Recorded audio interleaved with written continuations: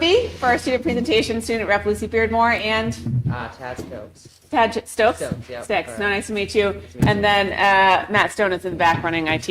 If we could all please stand for the Pledge of Allegiance. Students, do you want to lead us? Sure. I pledge allegiance to the flag of the United States of America and to the republic for which it stands, one nation, under God, indivisible, with liberty and justice for all. Terrific. All right, guys. We have one set of minutes to approve for the January 6th meeting. Do I have a motion to approve them? So moved. Second. Any discussion? All right, all those in favor? Aye. Aye. Any opposed? Motion carries. We also have one other set, my apologies, for the public hearing on January 6th. Do I have a motion to approve the public hearing minutes? So moved. Second. All right, any discussion? All those in favor? Aye. Any opposed? They carry. Terrific. We are now at the first public comment portion of the evening. If you want to come up, you're more than welcome to. We just ask that you state your name, address, and limit your comments to 3 minutes. Okay. We will have a second public comment portion at the end of the meeting, too. All right, student reps. Yep, Lucy, how are we doing? I mean, doing really well again this week. Kicking things off with sports. It's been so far an incredibly successful sports season. Both basketball teams are at 7-2, I believe. The ice hockey improved yesterday to 7-1. The ice hockey team also recently had their Connors Climb mental health awareness game, as organized by one of the captains, Finn Murphy. Where we got special jerseys and got to say a bit of a message beforehand about the importance of youth and teen mental health, which was quite nice. And then, at least you want to jump over to skiing sports. Yeah, so Nordic has also been having a pretty successful season. I know they were off the snow and into the weight room last week, but with the storms we've been having, they're back on snow this week, so that's pretty exciting. They had a race at Oak Hill and also at Plymouth, I believe, and they've been placing well. Should be a strong team this year. Alpine, we had a race last week at Gunstock. We got second to Guilford, which is kind of becoming a trend this season. They're going to be our biggest competition at states. But yeah, everyone skied pretty well at Gunstock, and we don't have a race this week, but we have double race week next week with the Capital Cup at Proctor next Wednesday afternoon, and then a race at Waterville Valley on Friday. Do you have music on that? Yeah, sure. So over the weekend we also had the musical, Once Upon a Mattress, so the show on Friday and then 2 shows on Saturday. I was there Saturday night. I thought it was fantastic. I was super impressed, especially with some of the underclassmen that stepped up in some of the bigger roles. It was just a really great production. They always do a great job, so yeah, it was a great show. We had tons of engagement. I was really impressed by the set. I like the moving pieces of it. And also, it's kind of fun walking into school. Sometimes you go to the auditorium and you just see it all set up there, but they did a great job striking it. It's pretty much all gone now. But no, quite a fun show. I know they really enjoyed that. And looking forward to playing this spring. And then, shifting schools too. This past week, the week Last before. Lucy and I got a chance to go to Middle Street School and walk around, mostly just to get a feel for things before eventually we'll probably go back and sit in our classroom or talk to some students and stuff. But I mean, the general vibe was incredibly friendly. The students were pretty happy to see us. Some of them were extra spirited. And then we got peek into some classes, only disturbed one class during quiet time by accident, so hopefully we weren't too disruptive.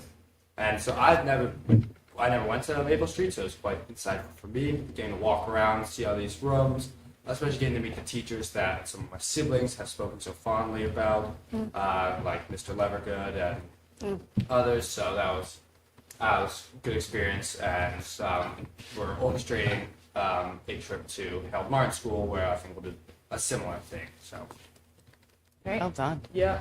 And then also Granite State Challenge team, which Finn and Tad are also both part of. We took a loss against Bo. that was pretty rough, but it was a close game. We were evenly matched. I believe the episode's airing March 19th. Wait, are you supposed to tell us? I mean, yeah, I did. Surprise. I think it's fine. Can I wager on that now? Yeah, sure. Okay. I know there's an active I don't mean to bet gambling against you market guys, in but PBS. easy money. Yeah. Oh my God. Wait, What? well, you probably shouldn't tell us what the winning/losing question was, but like after it airs, will you tell us? Yeah, that's a bit of a sore subject because I did have an opportunity to win it and I did not. But I guess you'll have to see how badly. 90% of our questions though, so. Wow. Yeah.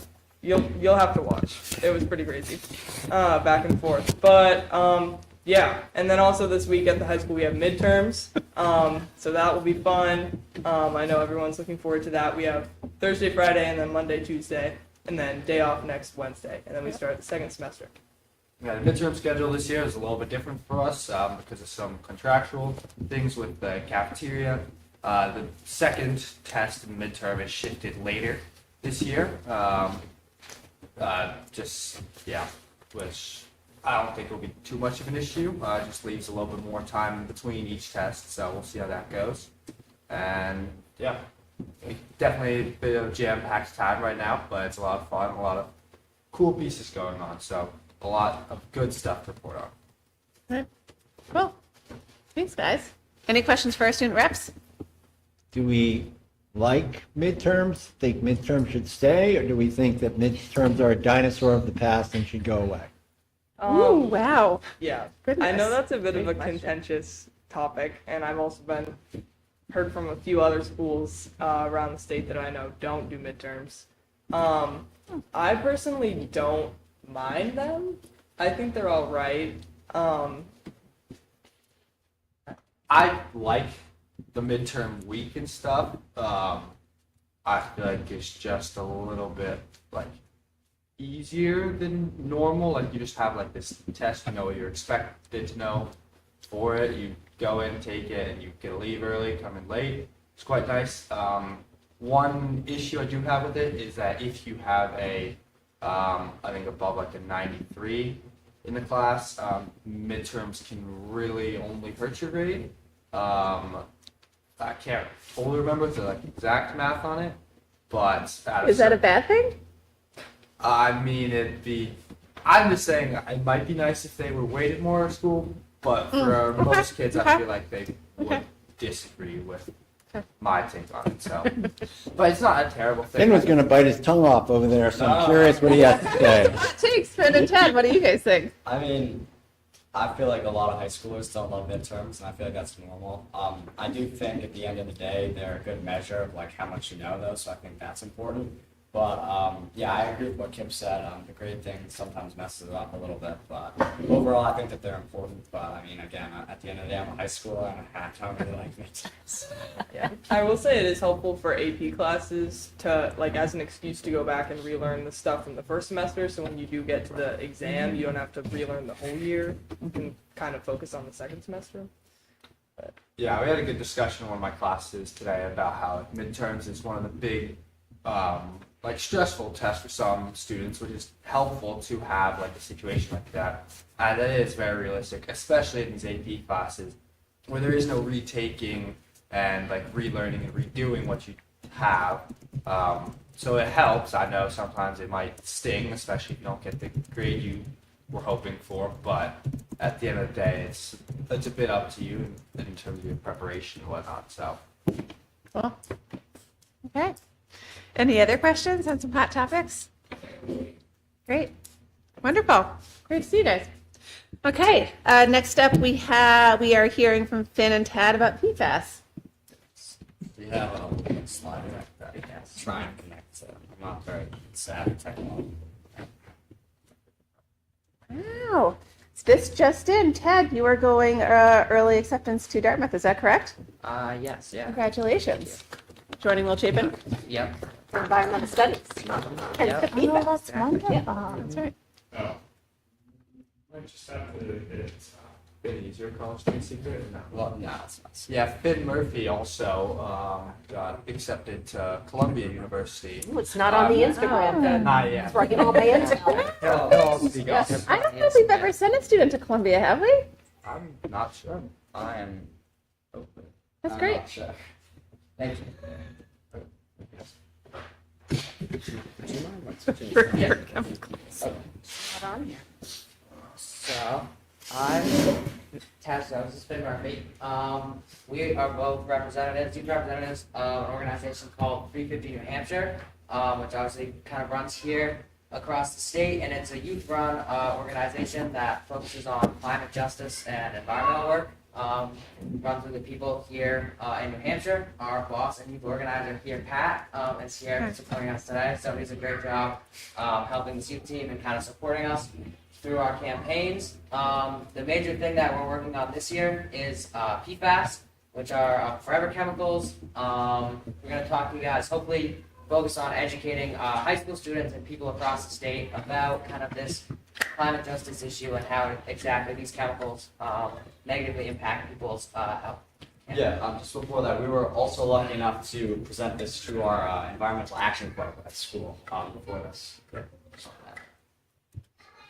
Okay, yeah, so you can, yeah. So, what is PFAS? Because a lot of people don't really know what it is. It sort of has a long name. So what it stands for is polyfluoroalkyl substances. What PFAS is it's man-made chemicals. They're forever chemicals. So what that means is they don't break down in nature. They stay there forever. They're extremely strong, water-resistant, fire-resistant. So, everyday things that you use, that a lot of people use in organizations like firefighters to prevent, bad things from happening, they use these substances that are really durable and really useful, but can have a lot of really harmful effects.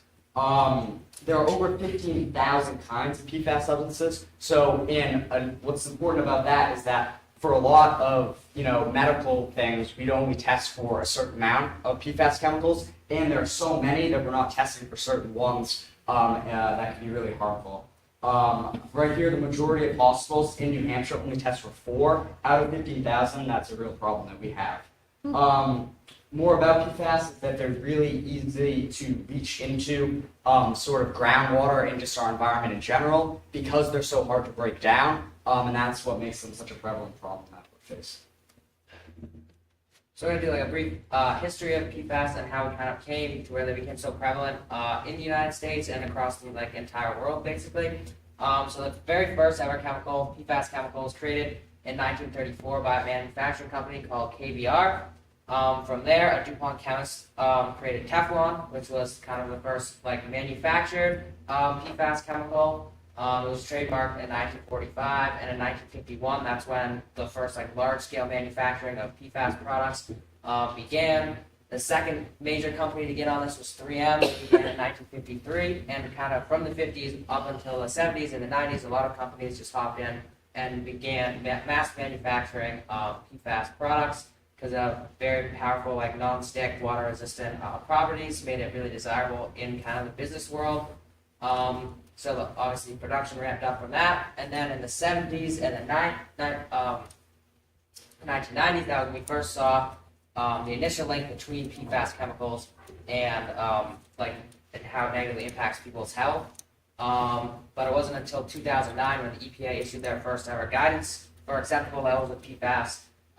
Those standards have since been updated in 2016, and we had to wait all the way until 2024 for the first national standards about PFAS in public drinking water. However, the standards are still much lower from where they probably should be for people's health. So we talked a little bit about what is PFAS and the history of it, but now we want to talk to you guys about why it's such a big problem now, and that are the really bad health impact that it has. It has a lot of long-term risks. With PFAS, it accumulates in your body, so if you're exposed to a little bit, you might be fine, but if you're exposed and you keep on getting exposed over the course of your life, that's when the real problems start to show up. The long-term risks consist of cancer, immune issues, developmental problems, hormone disruption, and also birth defects. A part that I really want to talk about is private wells versus public wells. Private wells are at extreme risk because a lot of people using private wells don't have a filtration system in place for PFAS. and in turn they don't know what's really in their well. And because PFAS is so prevalent, it's becoming so prevalent across the world and the United States, it's getting to be everywhere. And if you don't know you have it and it's accumulating, that's when the real problems can show up. I'd also just hop on and say the hormone disruption is also a really big thing, which is kind of why us and our other fellows are focusing on educating people at this age, because obviously as you're in high school, your hormones are changing, and PFAS can really negatively impact like that particular age group. As your hormones are changing, it can have a very negative impact on like high school students in general, so that's why we're kind of targeting other schools and trying to get us into as many environmental action clubs and high schools as we can. So now we're talking about where PFAS chemicals are found. Unfortunately, like the long and short of it is that they can be found pretty much everywhere. Some of the major places they're found, like non-stick pans, food packaging, clothing, particularly like waterproof or like flame-resistant clothing or like outdoor gear, tents and stuff like that. Oftentimes have been coated with PFAS. Also, just the environment, like because it can leach into groundwater and drinking water. Kind of the major thing that is problematic with that is just the accumulation. Like Ben's been saying, they're forever chemicals, so kind of once they get into the groundwater or the soil water, they can just sort of accumulate because it's very hard for these chemicals to break down. They don't break down naturally. It has to be like human involvement to come in and break down some of these really strong bonds. They can be found in animals and humans, because like if humans or animals come into contact with PFAS substances, it could get inside of their system. And then just important to note that these are very toxic chemicals, and it can be very irreversible once they kind of get in your body and just in the groundwater and stuff like that. It becomes really hard to reverse. A quick little fact that I found just sort of surprising and also really terrifying is that PFAS has been found on every single continent on Earth. So even in Antarctica, it has been found traces of, which is really scary. Okay. Thank you. Okay, so PFAS in New Hampshire, so Tad talked a little bit about it like around the world, and now we'll focus more on New Hampshire. So Saint-Gobain, which is a manufacturing company out of France, they manufacture in the United States because we have way looser regulations with the environment, so they're able to do more, pollute way more. And the Peace site, also a military site in New Hampshire, have been really the main polluters of PFAS. They're using products that they might know or might not know, definitely have, this really harmful substance. I've talked a little bit about city versus well water, the fact that, if you're on a private well, you're exposed to much more risk than if you're, with city water, because there are a lot of more filtration systems that are in place that are protecting you. And then I want to talk a little bit about settlements, because I feel like those are a great way to show that, this is a real problem with 3M and DuPont that Tad talked a little bit about earlier. Millions and millions of dollars have been won in settlements because, people have been able to show that these are really bad. They're showing all these really harmful effects, and they have to pay, millions of dollars for these filtration systems. The money is going into systems that, is filtering PFAS. But then another problem is when these filtration systems are filtering it, where is that then going? It's going back into the environment. So it's sort of that vicious cycle that it never really ends. These next two slides are just kind of a lot of statistics and research that us and some of our fellow volunteers at New Hampshire have compiled about where New Hampshire stands compared to some other states across the country. As far as PFAS regulations, I think we can probably just skip through. There's a lot of just data and stuff this side as well. We can kind of off that. But it mostly just shows like how New Hampshire compares to a lot of other states, especially kind of other New England states. Obviously, the main takeaway is that a lot of other states have a lot stricter regulations on PFAS chemicals, just regulating more chemicals and kind of regulating them more strictly than us here in New Hampshire.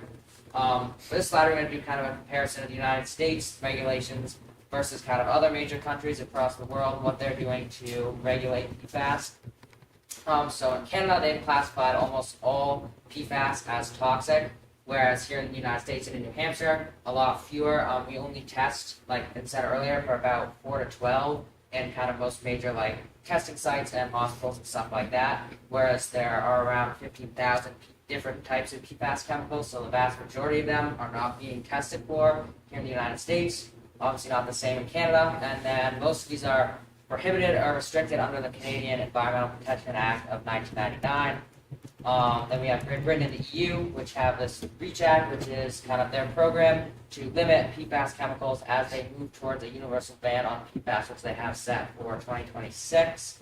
And then here in the United States, compare these kind of much stricter regulations to us here in the United States, where regulation is mostly state by state, up to the states. There are some federal regulations, but they're very lax, so that can kind of lead to some states across the country having much like stricter PFAS regulations, or other states like us here in New Hampshire, where our regulations are kind of much more relaxed and not as strict as they need to be. So we can talk about this as well. So how to avoid PFAS contamination here. So we've kind of listed some of the major places where people come into contact with PFAS chemicals. The major thing is try and drink filtered water. Like if you have water filters, or you can get a filtration system, but just obviously like a handheld like water filtration system would be great, especially if you're on private water. If you're on city water, you're probably a lot safer, but it's still probably a good idea to use water filters. But especially if you're on private water, try and look into like some sort of filtration system. Another way is to reduce the use of non-stick pans, because the non-stick pans, what makes them so like non-stick, as I said, is that they've been coated in some sort of PFAS resin. And so if you can, there's a company called Green Pan that offers like non-stick pans that have been coated in PFAS free.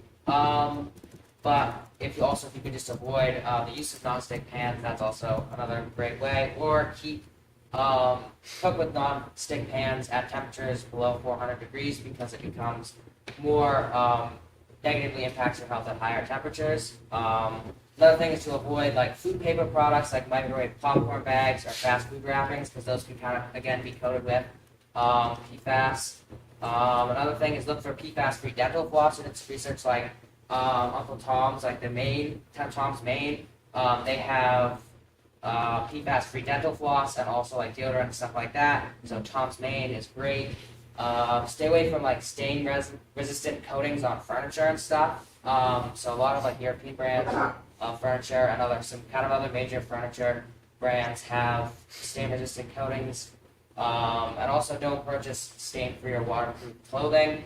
We looked into it, and Patagonia, I believe, offers PFAS-free outdoor wear and gear and stuff like that. So that's kind of just a big, like more of a name brand company that has PFAS-free options. So kind of just making sure that there are companies out there that people go to routinely that do offer PFAS-free options for a lot of these products. But these are kind of the main ways that people come into contact with PFAS and kind of how to avoid them. Okay, so our final one, what can you do to get involved? I think really the most important aspect about this is just educate yourself and educate others. One of the initiatives that we've been doing for 350 this year is Tad and I presented at our Environmental Action Club with this presentation about PFAS. We want to inform you about the negative effects, alternatives that you can use. We have different members, 350, who are presenting at different other schools across the state. So really just getting the word out to youth in general, because it has these bad health effects that are really affecting teenagers in general. Advocating for change for your community. I think after seeing this, just telling someone, oh, I've had this presentation given to me. Did you know what PFAS is? Do you know what PFAS is and all the bad things that come out of it? Join local environmentalists. I think 350 does a great job. This is one of our many campaigns that we've done over the years to really just educate people about what's going on with the environment, major issues that are affecting us right now. And then Tad talked a little bit about more, but substitute materials are huge. PFAS is, really effective at being durable, and it's cheap, and these corporations are using it because it's easy and it's effective. And a lot of the time, people, everyday people, they're like, at the end of the day, I want to use a product that is, maybe not the most expensive and does a really good job of what it's supposed to be doing, but they don't really know all these really bad negative impacts that it can have. But then if you know about alternatives like Tad was talking about, and you can use those, it's just going to be really a lot better in the long run. That's it.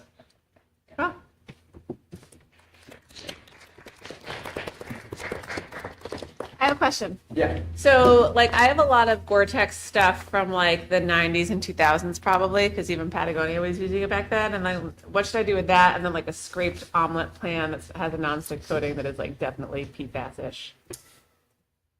Again, like for the pan, I said if you're gonna continue using it, just kind of cook with it at lower temperatures because again, it becomes Yeah. more harmful as you. But is there like a place that like accepts PFAS like materials for safe disposal?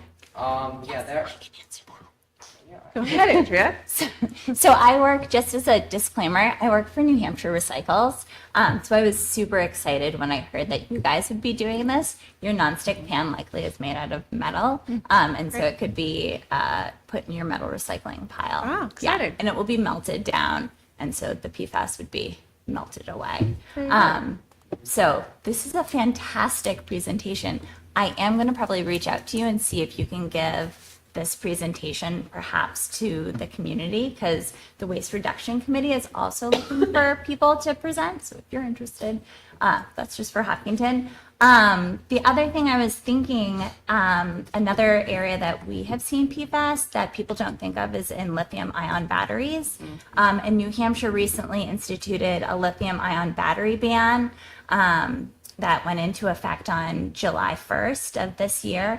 And so just one other thing that I recommend people do is when you're throwing stuff away, making sure you're throwing, like disposing of things properly. So not just dumping everything in the trash, but if it's an electronic or something with a battery, that kind of stuff, making sure that you're either talking to your transfer station operator or looking it up. Because if like a battery is just thrown into a landfill, this exactly what you're saying, that PFAS can leak out and then get into groundwater and cause a big issue. But you guys are spot on. This is excellent, excellent information.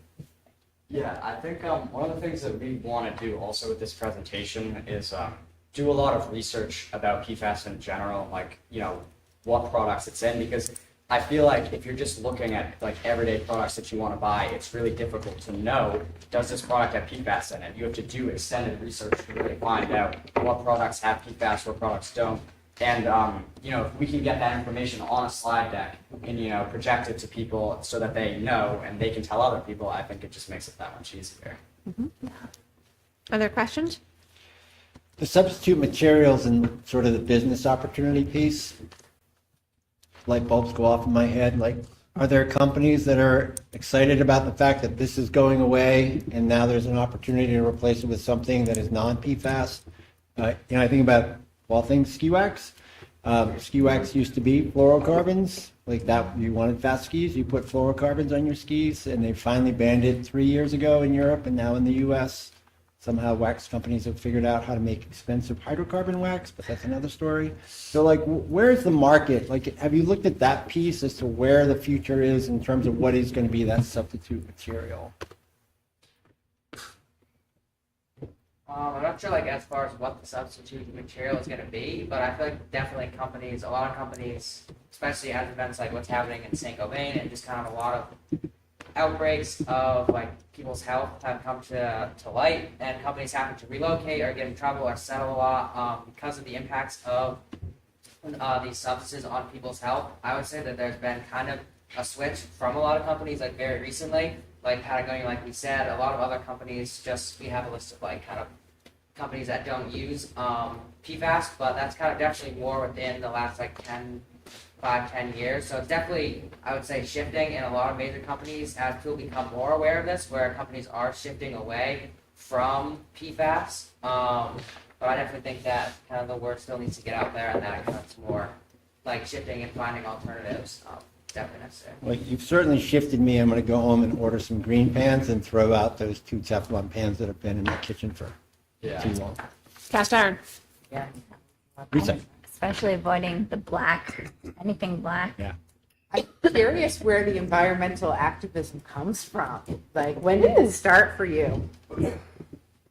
That is a good question. Like, as a passion? Our brothers were interested in it. Yeah, our brothers were interested in it. I've also just kind of been interested in, like, just doing this kind of work since I was a little kid. And then when I was a sophomore, I believe, I found 350 New Hampshire. So I've been working with them for the last 2 or 3 years. So I've just kind of been working with this company and or like this organization, just kind of trying to do this work for pretty much most of my high school. So, yeah.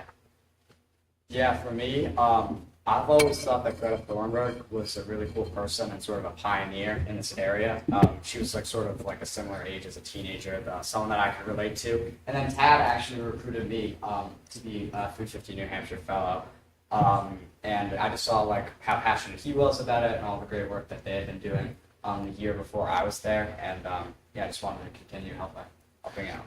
Are you going to do this presentation, for example, at Harold Martin or Maple Street? It's not something we discussed, but I'd totally be open to it. Willing to come to schools in other districts? Yes. Yes, that's a great question. We have different people giving these presentations out, and we have been talking about, what time would work for us to get out of school to be able to help and give these presentations. I think that's definitely something that we want to do, but sometimes it'll be just another fellow that gives it at another school because it's just more convenient. Okay. I think you did a nice job with the presentation.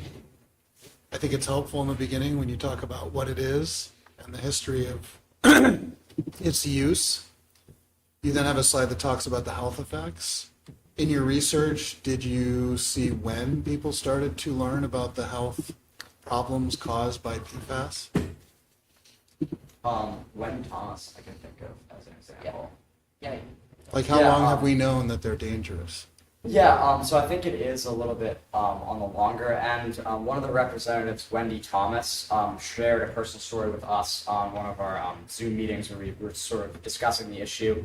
I'm not entirely sure the exact amount of years it was, but she had a well. She was on a private well, and she'd been using it for years. And, as time goes on, she and her family members and even her animals, she had 3 dogs, started to get sick and sicker and sicker, and then eventually the 3 dogs died, and then I believe her husband as well, or was it? Her husband as well also died due to PFAS. So I think it is, taking a little bit longer it's not something that happens like 5 years after necessarily. It might be something like 10 to 15, 20. That's honestly something that I think we can research more, but it is sort of a longer scale.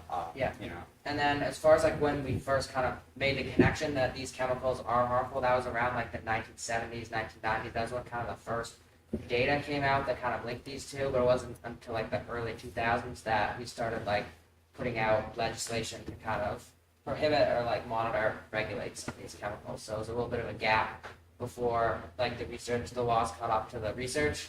And I think as far as like when like symptoms develop in people, it kind of just depends on how much you come into contact with, which kind of just depends on your age. But like as the more you come into contact with, the more it accumulates. And I feel like the more that PFAS is getting into our environment, the quicker we're going to see people like having reactions to it. Because if we have PFAS back then, and there's this limited amount of PFAS, and you're getting it maybe every once in a while, it's going to accumulate. It's going to take a while, but now that we have it, really everywhere, in the world, I think that's going to be a lot shorter because you're going to be getting a lot more PFAS into your body, every day.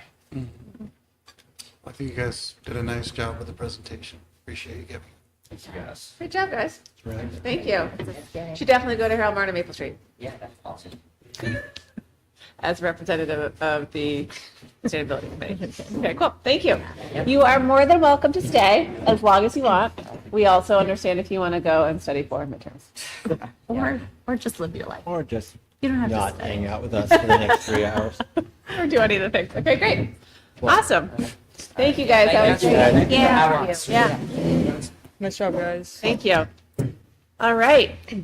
Next up, this is going to be something I'm going to have a hard time talking about, so maybe Amy and Andrew want to help me out. We have Pat Grudemeyer here to talk about the scholarship that she is putting together for who in my head is Mr. Grudemeyer, but his name officially is Barry J. Grudemeyer. Do you want to come up and talk with us about it, Pat? Thank you for being here. Thank you for being able to talk to you today. One question I'd like to ask, do you all have copies of the? Yep, it's in our folder. Yes, Yep. I don't have these. Yeah. Okay. So as some of you know, Barry was a longtime resident of Hopkinton and volunteered countless hours of basketball coaching and touch time in the Hopkinton Middle and High School. He absolutely adored coaching. I can't tell you the number of hours at home that he would prepare for games, and he just was 100% into it. And as well as his class time hours that he spent in Hopkinton Middle School. He adored coaching, and he had a gift for really connecting with his middle school players, bringing out their best qualities. He continued this mentorship role when he became a full-time volunteer teacher's assistant for the Bishop Cross and Thorn after he retired. And he did that for at least 3 years, 3 or 4 years. He gave of his time selflessly and passionately. And I still hear from some of Barry's former students and even their parents the impact that he had on their lives. My daughter Megan and I are very pleased to establish a scholarship in his memory. Since you do have a copy of the proposal, I won't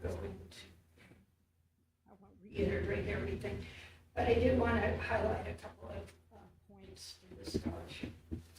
It was created to honor the graduating senior who was recognized by their teammates and the faculty for their unselfish contributions to their teams, fellow students, and the school community at large. One criterion unique to the scholarship is that the process begins with each of the high school's varsity teams choosing one graduating senior on the team who they look to as a true team player and leader, and not necessarily the best player on the team, but somebody that they actually really look to for encouragement and even something my daughter pointed out. Somebody will be there right for the coach, participate in the need, his or her needs, and just help out without being asked. That was important as well. So that's going to be the first step of the process. And then those seniors wishing to be considered for this award shall use the standard application. And I added that they will need to write a short essay on inspire and team spirit. And the question that they will write to is, imagine you are a high school coach.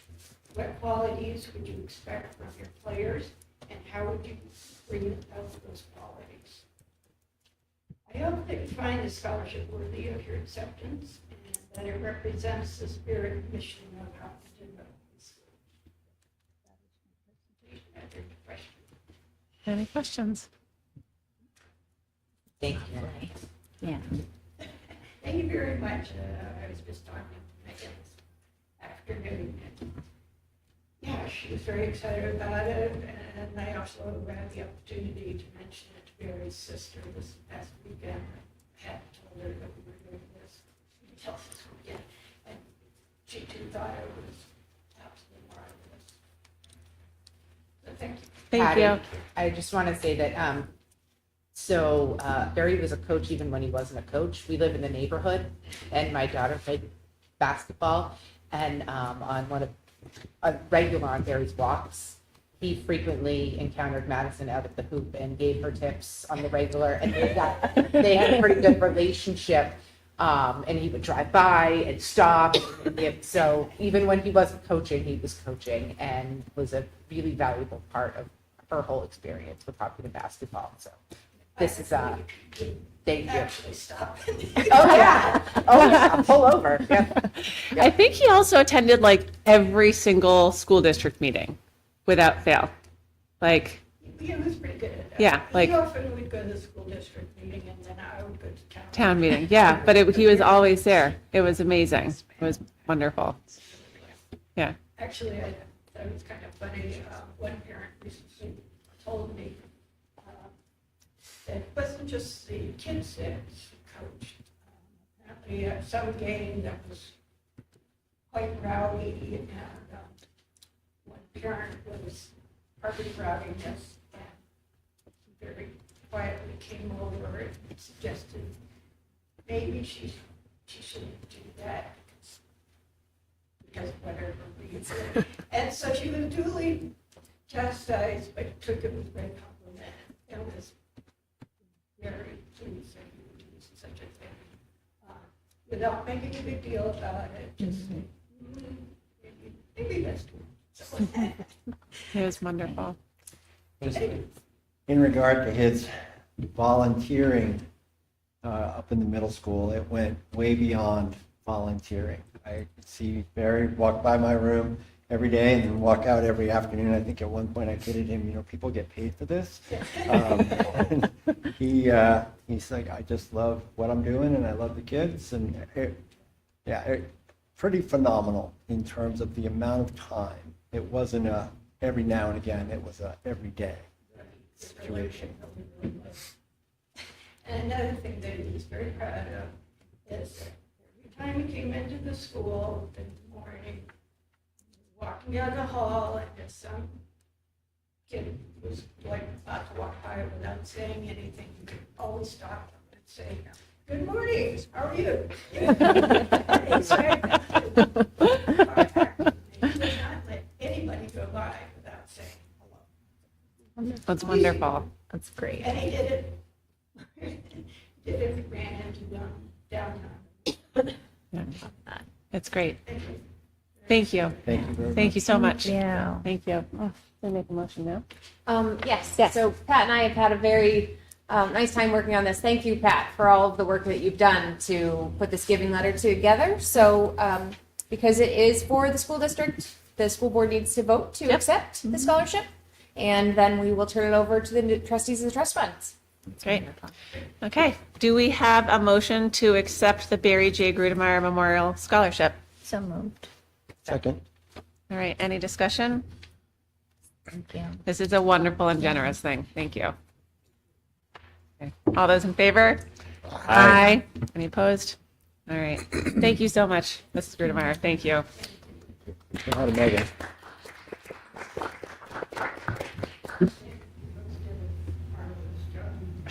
I know. Aren't they great? I know. Thank you. Our students are wonderful, as you know. Cool. I know. I totally forgot. It's okay. Cool. Thank you, Pat. See you. Well, that was really marvelous. Okay. On to the more regular business side of things. We are going to talk about open enrollment. All right. So 2 weeks ago, we were discussing open enrollment, talking about the key questions are warrant article or not warrant article, and if it is a warrant article, do we set limits to 0 and 0, 1 and 1, like 1%, 1%, excuse me, 0%, 0%, and how do we want to approach this? My takeaway from that discussion was that we were all pretty opposed to the idea of open enrollment for various reasons, whether it's financial, putting a burden of marketing on a school that is already tapped for resources that we don't have 100% of. And I'd say like equity across districts and students. But I wanted to loop back, see if anyone's feelings had changed, figure out if there's any questions. And then Amy had talked with our attorneys at Wadley Star and put together some language for a potential article, which you can see in the draft warrant articles in the folder. A couple things to note here is that you do have to talk about, if you are accepting any students, a mechanism of entry. So they have to come in through something, whether it is advanced placement or German or shop or what have you. And so this mentions advanced placement, which would obviously be at the high school. But this is all just there and it's subject to discussion, change, and we will finalize anything with our attorneys following what we decide tonight. We had started to put together a document, and Andrea, I know that you had talked with some other school board leaders, but many of our surrounding districts are moving to a warrant article. And for the most part, other than Pembroke, keeping it at maybe a couple students going out, or no, a couple students coming in and 0% of students going out. And that includes Kearsarge. Well, SAU 20, or Henniker hasn't done their warrant articles yet, but that's their Yep, intention. Bow, Dumbarton. Yep, so there's a few. And there are a couple of, Yeah. that haven't decided yet. Concord, they're sort of avoiding, the had questions, so. My only Lebanon. question has to do with kind of the proposed bill that's out there that would maybe kind of wipe this away or change it, but then also Can you be more specific, just so I can look at, 'cause there's, that doesn't allow us To to make it put- 0? Yeah. Yeah. And then the changes to the audio that are going to be coming that I heard today are potentially going to be attached to that bill. Yeah, So the amendment to the, that would clarify sporting events, things like that for the audio visual is going to be attached to the open enrollment bill. yeah, it does seem like the germane amendments is the approach that the legislature is taking this round. That was something when I went to my superintendent meeting, the New Hampshire School Boards Association was there, and Will Phillips is an attorney. So he was, talking about just what you were saying, that it does seem like what they're trying to do is sort of attach these things that don't have anything to do with the bill itself and tacking it on. And they used the audio visual consent as one of those pieces. So I do think that we're gearing up, and I think a lot of superintendents are ready to either be the ones that have to reach out to their colleagues and ask them for open enrollment money, or that will be on the receiving end. So it's a really tricky time, and I do think that the legislature is going to try to outmaneuver the zero sending. But I think the warrant article that we've put together and its placement on the draft is really to give you an opportunity to think about, what the community would want. We tried to make the scope or our program very narrow, so you'll notice that we picked AP courses. We really, as a small district, we don't offer CTE. There are some districts that are offering German. I think that's Wyndham, that is a Conval. But we've decided to look at our AP program, limiting it to 2 students that could come in. And right now, the draft reads at 0, but you could certainly modify that to be, 1%, 0.5%, 0.25%, which 0.25% would be 1 student, of the 444 kids at the high school. Who is the we? Who put together the two AP? Who came up with that language? I worked What with conversations? Dean Eggert and myself, and it's here for you Is to. that what other superintendents are doing? Some superintendents are using whatever their program, whatever they could offer. So specifically, Kearsarge, I think, really opened it up. They designated their high school. Others are just doing their elementary school. That's the superintendent in Hanover. She's designated one of her elementary schools to take, a certain Is some number other of students. district doing 2 AP courses? Nope. It's just an idea for us to discuss if you would like to, but It as just seems very Dulcie said, specific to me. yeah, as Dulcie said, you do have to be very specific. It has to be a very narrow application process. And so we can name another program if Yep. you Yeah, think like that Conval would is be only better. opening it up to students who wish to pursue German. German. Yeah, like that's their entry point is The tricky part for us, process. because I discussed that with Dean, our German program, if they do not start at the middle school, Right. they cannot participate in German. So that could be what the board decides, that you open the middle school for those students that would want to participate in German. The other thing to note is that the majority of our AP courses are taken by juniors and seniors. So if you decide to designate, the AP program, it would likely be a student that is already enrolled in their home district and then would choose to come to us for their remaining 2 years of school. Now, there are some sophomores that take AP courses, but it's certainly not the norm.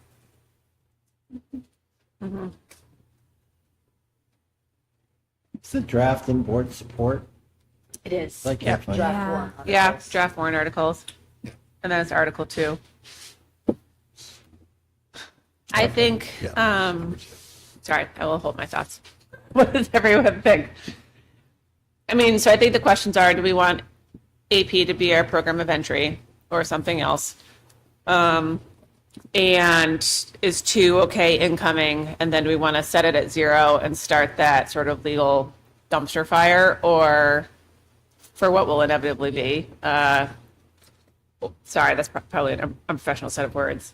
Legal unpredictability and finagling over ensuing months. Let's use that. Or set it to like 0.25% of the High school of the high school population. population, which is 1 student going out.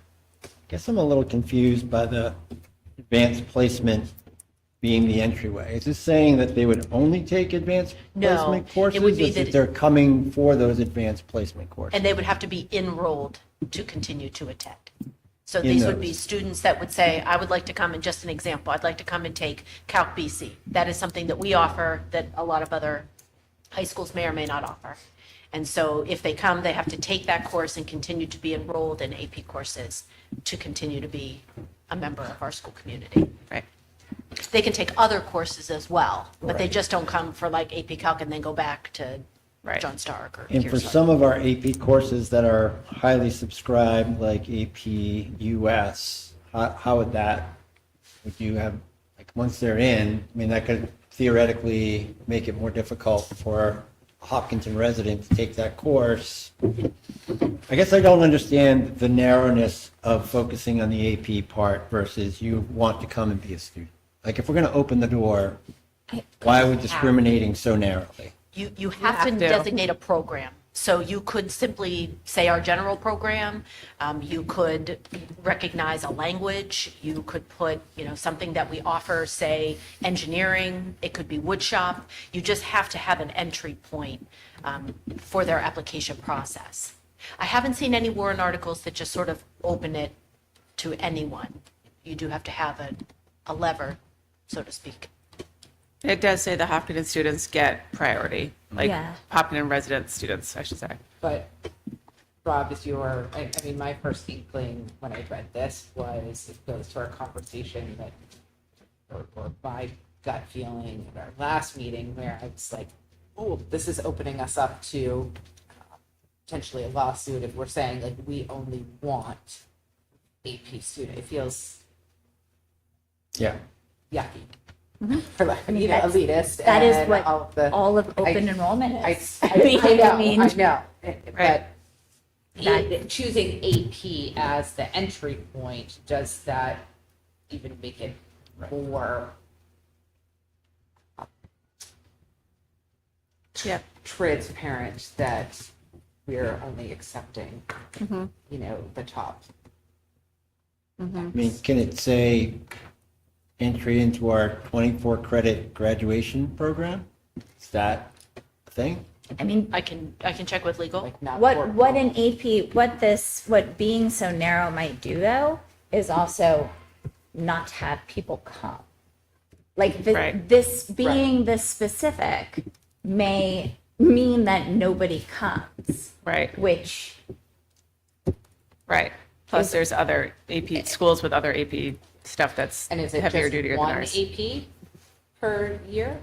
Or like what constitutes enrollment in an AP program? They would just have to take an AP That's course. just one. I mean, we can be more specific or less specific, I'm just whatever. asking Yep. what, your parameters. And, I don't know, we look at our students, some students take a lot of AP Yeah. courses when they become juniors and seniors, so, I mean, we could certainly say they would have to take more than one if we wanted to be more narrow, or we can be less narrow and just, Rob's suggestion about the 24 credit, I think that's pretty common in neighboring high schools, that they offer a 24 credit pathway. We could also offer our 20 credit pathway, and that's a different student that you would be really targeting. and I guess if we were to open it up like that, we would likely have kids then come. If we were to keep it narrow, we would likely not. Right. I mean, I think that Yeah. Yeah. and I think, for instance, like Conval saying that their entry point is German, Also narrow. being so specific has a limiting, a self-limiting strategically factor. limiting factor, right? I think that, I mean, the thing about the open enrollment that really I find disgusting is the expense side of this, right? I mean, in some ways, you've got kids who may be enrolled in a school district where don't have the opportunities that they might have in Hopkinton. And they want to come here and they have a means to do that. And if we have space, great. The problem for me is sending school has to send us money. That's the burden part that I just find this is all a little yucky. But then to write a policy that's so narrow that essentially I agree, like people aren't going to come, it's going to create segmented populations that would even apply. I don't know if I like that either. Like if you're going to have an open enrollment, have an open enrollment. Don't have it written in such a way that you're really saying no. I mean, I am for a prevent defense on this. I've said that last week, I'll say it again. I don't want to see money going out the door. I don't like that, having to do that either, but that's the hand we're currently playing. But, yeah. I mean, I could see for AP students, you would have kids coming in from a surrounding district that didn't offer the AP courses that we offer. So it would be high achieving kids who don't have those same. If you look at, and we did this when I was on the curriculum committee, most of our surrounding schools offer the same, if not more, AP courses than we do. Like Right. we're not up No, in the, we're definitely not the upper best. Like there are better echelon. districts to go to. So like, it might be for like the kids in Webster, right? I'd be curious to know what you guys are thinking about. Sorry to just like dial you into this, but if you're, all of a sudden there's a kid from another town who comes as part of this, so like, how does that play out for you guys? What do you think, Paul? I mean, I definitely have seen a discrepancy in like what, especially advanced placement courses, are offered at other schools, especially like some ones you've already mentioned, like Pembroke and stuff, where I have friends that go to, and a major complaint is they don't have like the opportunity to take some of the classes I'm able to, so they have to resort to more complicated measures like taking NHTI classes out of the school day. Now, I'm not entirely sure what opening us up to other students would look like, how it would impact me, but I don't think it'd be something I'd be really opposed to at all, either having a couple of people in like some of my classes, like my PC calculus class, I think only has like 7 of us or something, so I don't think it would be like so overbearing or such a burden that it would harm the classroom environment. And I doubt that it would ever get to a point where you feel like these classes are being overrun by non-Hopkinton residents. Well, especially with the limit of 2. Yeah, Yeah. Right. absolutely. Sorry. So, Yeah, it's your comment. Yep. but Yeah, I mean, I think I'm not in a position to make extensive comments on open enrollment on anything other than just like face value of kids coming to our district, but I know there's other strings attached. But I guess just from that perspective, I wouldn't be opposed to it, but I know that it's much more complicated. And I think that in some ways it might be a good thing because of the opportunities that we have that other schools don't have, like Kip was saying. And it seems like, in theory, a good way to address that. But at the same time, like, even if it is only 2 students, like, I don't know how much of a difference that's making, and I'm not advocating for, increasing the limit, but it just, I don't know what the best way to go about it is. But yeah, I think at face value, I'm not opposed to it. How competitive is it to get into AP classes for a Hopkinton student? It's, Like if you want to take an AP class, can you take it, or could the class size limit? I'm not entirely sure. I don't know of any issues though, like being able to take AP classes, especially if you've been in the like accelerated honors program throughout high school. I know that there may have been a change where now you have to like apply to some of these classes, especially like the honors classes. I don't believe I ever had to do more than just select that was the class I wanted to take. But yeah, so on that I just can't really speak. I've never had to do anything special to Yeah, I didn't know if maybe you knew from other get kids. into it. It's like, What oh, I about- wanted to take that. I've never heard of anyone not being able to take an AP class because of anything other than like it doesn't fit in their schedule. Like I couldn't take physics because I have band, so I But not because it's full. right. And I know that like this year there's 2 AP US classes because there was Right. that much demand. Yeah, And Mr. I was County gonna has say. added- Chem classes. Yeah, 2 AP Chems, 2 Right. AP Calcs. Look at AP Chem. I started Yeah, AP last year Chem. AP Chem was like 12, 13 students, and now we have 2 Yeah, the full numbers are- classes of it. So Yeah. Okay. What about like engineering? If it feels like AP classes are too elitist, like, to put a fine point on it, what about like something like the engineering program, which has a small but dedicated portion of students? Again, I don't think we have the best engineering program in the. I love our engineering program, to be clear. I just don't know compared to schools with bigger facilities, is someone going to transfer for that? But like, it helps keep that program going. We have a passionate student body. Our OSRAM team is obviously amazing. There's a lot of other extracurricular stuff that happens around our engineering program that's pretty passionate. I'd be curious to know if our engineering program could, and that would include actually some of the probably running start courses, could absorb 2 or 3 kids. Is that a program that could? We can look into it. You know, I was just looking up Kearsarge's Warren article, and you can just designate the high school and allow. I mean, you can be very general, but then you have to have a lottery or some like how you will Choose make them. the selection. Yeah. Right.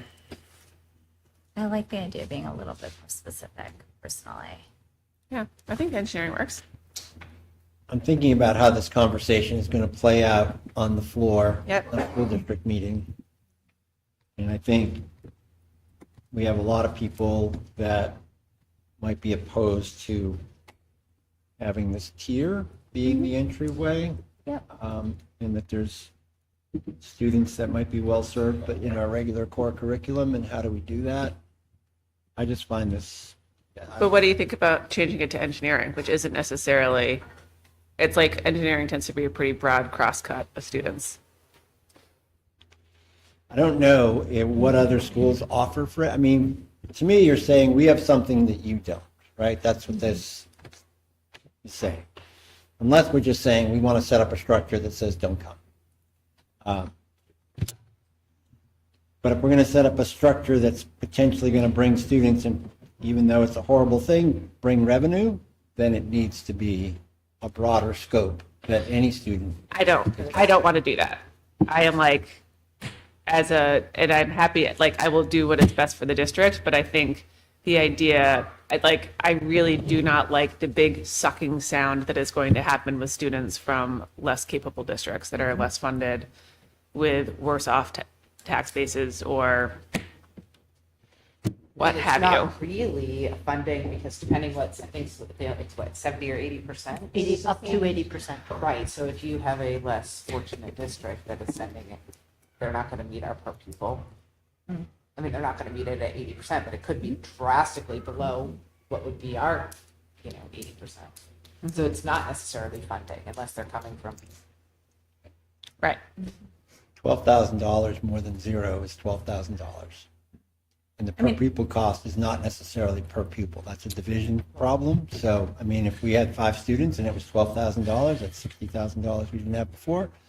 I mean, I get it. I understand. But again, I'm thinking about how this is going to play out on the floor of school Right, district. but the existentially, the fact that they are sucking away revenue from all the districts and then they're dangling this as a revenue opportunity for districts is a pile of words that I literally cannot say in public. Like, I it hear is that. unfair, it's mercenary, it is against the value of public education. I would stand out there for 1,000 bake sales. I don't care. I think the other way I could see this going on the floor, though, if it were to be too wide, is that we have said for several years that one of our driving costs is our special education. And if we were to open it up, how would we, and people have been concerned, unfounded, that our school has just taken in more special education students than surrounding schools. You know, we are on average with other schools in the area. You know, I would also worry that if we were not more specific in our programming, that would be kind of a counter concern, which is why I like a more specific, something more specific than just the whole high school. But what is, Amy, the lay of the land? If, because I'm still trying to understand it. If a district is going to say, we'll take a kid, and a sending district has a kid that says, I want to go to Hopkinton, and the sending district pays 80% of what they would charge an out-of-district student to come. They wouldn't pay 80% of what it costs to go to Hopkinton from an out of. They pay 80% of what it would cost the other way around. Their per pupil cost as set by the DOE. And then if that student, it turns out, needs an IEP or needs out-of-district placement, let's say they need out-of-district placement, the most expensive thing I can think of, and they didn't need it, I don't know, maybe they needed it when they got sent, or maybe they didn't need it, and then they found out that they had a need after going there. Who pays for that? It's a good question. There are a lot of questions related to special ed, like who remains the district of liability? Who's going to write the IEP? Who's going to do the progress monitoring? Those are questions that have not been answered. Get back from the state for that. I do know that the adequacy that they would receive stays in their home district. The sending schools district. Yes. So then you would think the sending school would be now on the hook for the placement cost and the transportation cost, or? Honestly, my guess is that would be worked out in court. I can't imagine that a sending district would send us up to 80% of their, and you can weigh in as well. I think what would end up happening is that there would be, conversations between those two districts about who was paying. We would not want to pay, and they would probably also not want to pay. Because the placement could be like, whatever, $200,000. Yeah. And that's not really dependent on the sending or the receiving school's cost. That's strictly placed on the cost of placement and transportation, which is independent cost. Exactly. Because it's hard for me as a board member to make a decision about this without knowing that, because that's a pretty big variable. Mm-hmm. I mean, I understand the policy argument and all that, but just the dollars and cents of it, I know, want to know what my liability is mm-hmm. when I decide whether or not we should accept or not accept, or allow students to go or not allow students to go, because that spike in budget is crushing. Mm-hmm. And I personally would want to know that before I would vote on a warrant article. But I don't know. I can ask if there has been any early returns on that. I mean, I think most districts So are. the statute is silent? I guess I could go read the statute. I think The anything statute around does not. special ed. I mean, what we do have in the law is what happens for students related, like placement via foster care or a manifest hardship. The sending district remains the district of financial responsibility in those cases. But right now, there's only 2 open enrollment schools in the state. And, one is a real challenge and one is a district in need. So I think And then if those the are student open got questions. placed, would they continue to get the money? Or would they no longer get the money because the student's not on their rolls anymore? Yep. And then there's conversations, boards are saying, it would essentially be Laura shaking down the other BA for the money, right?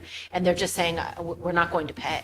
right, So we don't have that in our budget. Sue us. What's that? We don't have that in our budget. right. Right. When And they could just what we not. know from the Pittsfield decision is the legislature really did not care. Pittsfield does not have the money to send to Prospect Mountain, and they are being forced to. They have like 30 open enrollments that they just have to pay for. I also want to say that AP students, it does not mean that a student does not have an IEP.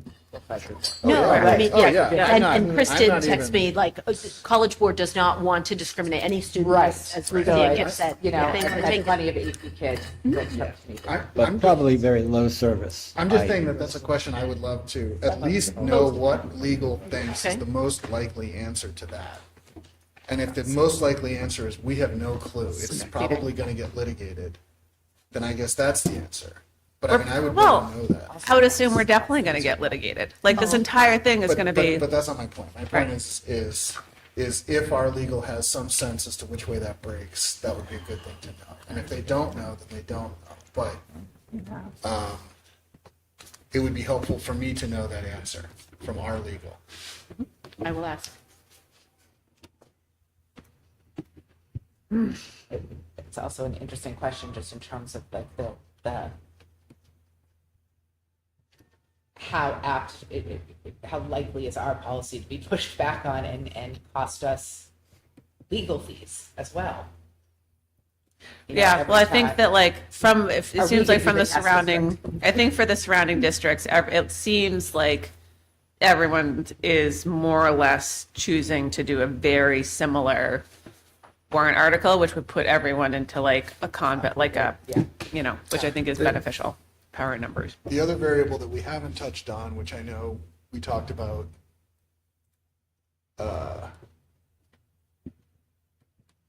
is if we don't have a warrant article and we have a student that elects to go to another district, and then later on we have a warrant article that says that we're going to say no students can, we're going to set it to 0, then that student or those students would be grandfathered That's right. in. Yes, We would still be on the hook for that regardless of what we adopted later. yes. So that makes time of the essence to us. We don't necessarily want to wait a year. And all of a sudden, I mean, I don't think, I'm not that worried about it being in this district because my sense in having been in this community is that people come here to send their kids to school here, and that this is probably more likely to be a receiving district than a sending, but overall, but time will tell. Right. I mean, another strategy is, I mean, to your earlier point, you could set it, the number really low. I do think that setting it at 0 and 0, you're not truly an open enrollment district. So if someone were to sue us, you know, you're putting in a warrant article to just say we're open enrollment, but we're not going to let anybody in and we're not going to let anyone out. You could set it at 1 and 1. We'll let one student in and we'll let one student go. I mean, that is also, I think, the lowest, obviously the lowest number that we could take. That's also a strategy, is to just say we're going to declare Hopkinton High School. But right now, it is, I mean, I know the article I read in the Monitors calls it a loophole. It's there. Which, to set it at 0? Zeros and zeros, and then if somebody litigates it and the court finally comes down and says that's not right, or the legislature closes a loophole, then we could do a new warrant article at that point. But it's due to be closed potentially, what, this month? The end Yeah, I mean, of I the think month? what they're saying, you know, my former math teacher brain is, what the law says is between 0 and 100%. So technically 0 is not between 0 and 100%. You would have something that is greater than 0. So, So this is just from, I was just pulling up Kearsarge's, since they have passed one, from their info sheet, and one of their FAQs was, can students with disabilities apply? And their answer was yes. The student's home district remains financially responsible for special education services when working with Kearsarge's team of special educators. So you would, you know, That's what they potentially. think, That or was that's what they're their- saying. right. Yep. And you would also then have to Get the- accurately bill Right. the sending district, which, you know, I'm not saying it's insurmountable. We've had, right? On the other hand, if you had a student that was going to be placed, why would you go through the trouble? What's the difference if they're placed out of one district or another district? It's the And exact same sometimes result. placements are unexpected. I mean, Right. you know, they might have You could a, certainly have some Yep. kind of major change.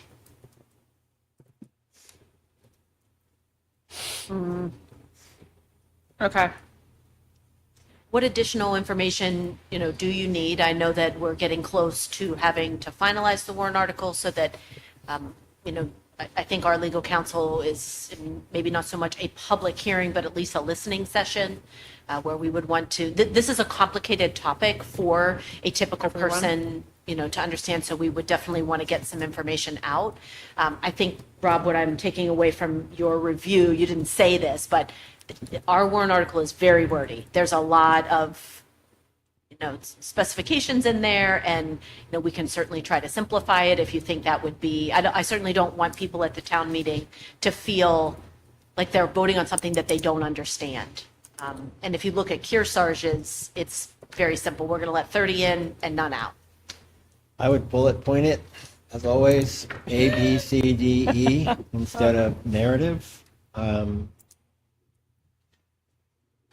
do think that if we stay with the advanced placement program, it does reduce the possibility of an expensive IEP scenario. But not if the sending district pays, then it does, then it isn't really relevant. Just saying that the probability, in my Yeah. experience Yeah, of teaching yeah. AP courses, Yeah, that's a low service student, not a high service. Unless there's a mental health scenario that occurs during the year. So, yeah, but then as we've talked about, I don't even know that could be our, right. So under that could even be an RSA, explicit motive, although it seems like cost has to be something that we consider as a board. right. So this is RSA 194, is that right? 194 D5 2, the funding and educational decision-making for children with disabilities attending a chartered public or open enrollment school shall be the responsibility of the sending school district and shall retain all current options available to the parent of the school district. Okay. But there's a conflict between state and federal law, which is what you were saying. So I think, I honestly think that there's not, I don't, We're going to roll the dice. yeah. So I haven't followed the ins and outs. How likely are they to close the loophole within the next month? I haven't followed that. There was a request to, wait until the 2027 school year to allow boards to have these more thoughtful conversations and actually put it into your budget. But that has not been well received by the supporters of the bill. They do not want to delay.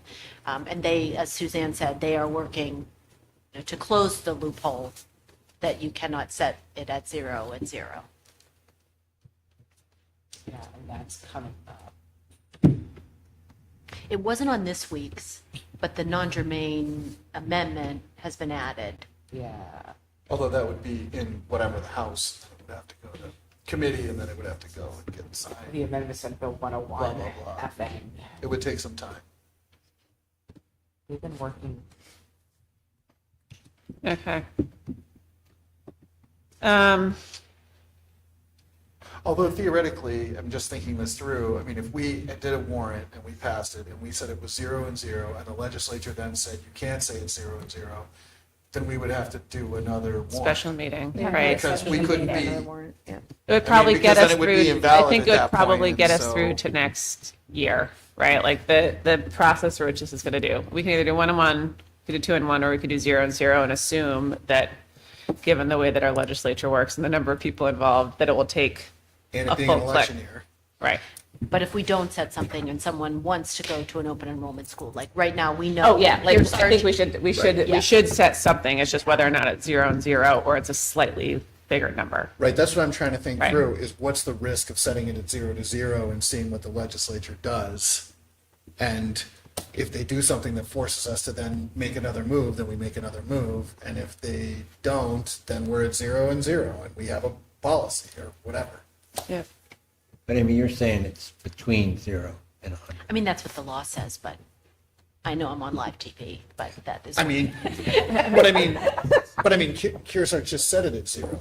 that They were said gonna they're out, receive- they're outing. Yeah, that they're Yeah, gonna. but they're that- receiving at 30. Right, right. Yeah. And also, I mean, we could say 0.00001%. Whatever Right. that is. Well, I think you would have to, make it a student. I mean, I think honestly, they quarter of a really percent. wanted a percentage. A student every 10 years. Could be that specific. We It's could- more than zero. You could say a quarter of a point or a half point, but a quarter of a point is like roughly one. A quarter, right, Yeah. is, a one. quarter Starting in of the year, the 440, like Buffalo our Bills high won the school is 445 Right. kids. So what do we want to do? Because this is hard. What do you want to do? I'm going to clear the deck a little bit. Yeah. So I'm willing to defer to what the board wants to do, so long as we have a prevent defense in place. That's my priority. So whatever other people are comfortable with in terms of what the program is and the language, it's not a sword I'm going to fall on tonight, but we need a prevent defense, and that I will vote for. Prevent defense just prevents you from winning. Just so it's not like a, Not always. Well, I and hate I guess my question, sort of a little bit connected to Ballpark Rob's, is if AP feels too much, what are other programs that would be more accessible points of entry that are not just open to Well, full high school? I mean, let's just think about what we're going to say at meeting. Like, to explain AP or German or engineering or anything else. To me, that's a really nuanced and difficult thing to pitch to the town, where everyone there may not be on the same page and may not be ascribing the best of motives without saying something that could be actionable. Shakespeare one, honestly. We could do like the first Shakespeare class, although I don't think we even have Shakespeare I anymore. love Shakespeare. English. I know. Yeah, 9, English. 10, 11. Yeah, I mean, like my only, if it's So- engineering, then I does sort that of include actually kids for liked the engineering Right. idea as a way to like continue to like Investment in it. bolster and support the program. I thought that was actually a really great idea right? because I like our engineering program and And it includes- I'd like to see it continue to succeed, and if it needs a little outside love and we're having our hand forced, like I guess I mean, I'm not, I happy don't, silver lining. sorry. Hmm. I don't feel strongly, but if I'm explaining it to the town right now, I feel pretty comfortable in going out there and saying 0 and 0. Because we're worried about the budgetary impacts of either sending or receiving. We don't know exactly how it's going to play out, and we'd like to kind of wait and see, and be cautious. Like, that's a pitch that I think people are probably going to be okay with. If we're going to say something other than 0 and 0, then everything gets more complicated in my mind about explaining it.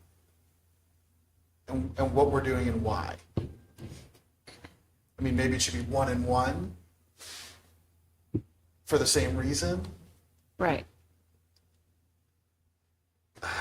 But then, if it is going to be 1, then I would almost be more on the camp of a more general, okay, then it's 1 to enter and It'd be graduate. one and a lottery. 1 to enter and graduate, and we could receive 1. Well, I mean, we could send 1. Send one, receive And one. for the same reason, we're being cautious, we're trying to wait and see, and we're really mindful of the budgetary impacts potentially, but we're hoping that it would be at worst an offset. Do you know if if we receive one student and like they come their freshman year, do they have to go up in the lottery every year then? Right, that's a great It's a good question question. too.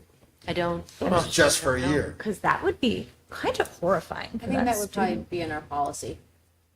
Okay. And they would be, is it one for Yes, that that year? once you're or accepted should in the it be lottery, year? you know, you have. But then That's that a way means to you keep it. could, then you could have You- 4, They have or you to get one every. reapply Right, each priority, year. as long as you keep your GPA up or whatever you'd like to say, yes. Yeah. Rob, what were you say? Can you write into the warrant that Hopkinton will not be responsible for any external special education services? That would be the responsibility of the sending school.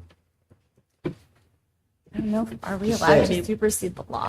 There's the battle is whether or not the FAPE is transferable, right? Right. Like that's all back and forth on state law.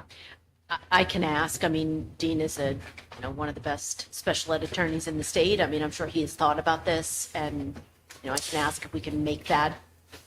I can tell you, warrant? just off the cuff, my concern with that would be that it could potentially open us up to a lawsuit in a way that, Could bring Like- the lawsuit. like before Right. before anybody else even incurred a cost, somebody could sue us saying, well, Right. it's in the warrant. I don't think that's legal. Let's find out the answer to this question, and that's an easy way to bring that lawsuit. Yeah. But I don't know. I don't do Yeah, no, I education hear what law, you're but saying. I wouldn't want to. I don't want our neck stuck out at all. So SB 101 went to hearing today. What's that? That SB 101 went to hearing today. Okay. Was there a So I can't find details right now. It's not updated, but it was my understanding that they're moving fast through committee. And I take it the New Hampshire Association of School Boards doesn't have some kind of It's all Guidance. still, it's all still in like the, Not a lot. yeah. sample warrant article. What's our date? Do we have to have something Right. Close. agreed Yeah. to?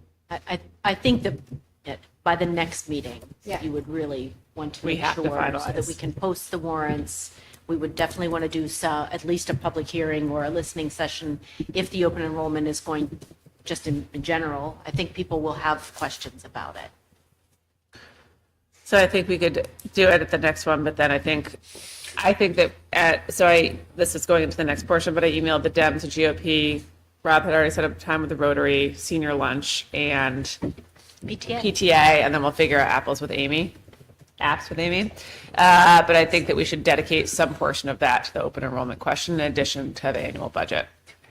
But I think we would need to decide by next meeting, and I think everyone should be prepared for the fact that we won't have very many more answers at all by the 3rd. Hopefully, we might know if the zero, if that moves quickly. Right. We may have an answer if the zero is acceptable. Right. Or if it's a quarter point. Or at least some work guidance. Right. I Right. mean, what does that even like? If it's a quarter point, what is that? Yeah, it's a student. One Yeah, student. one student. Yeah. I just don't like being bullied by poorly drafted legislation. Like, Yes, totally. Agreed. Well, Yes, and this is what's happening. Uh-huh. So do we want to vote on it and say 0-0, and then we could still talk about it at the next one, or and re-vote on it at the next meeting, or do we want to do quarter point out of the gate? I mean, I could say that we're.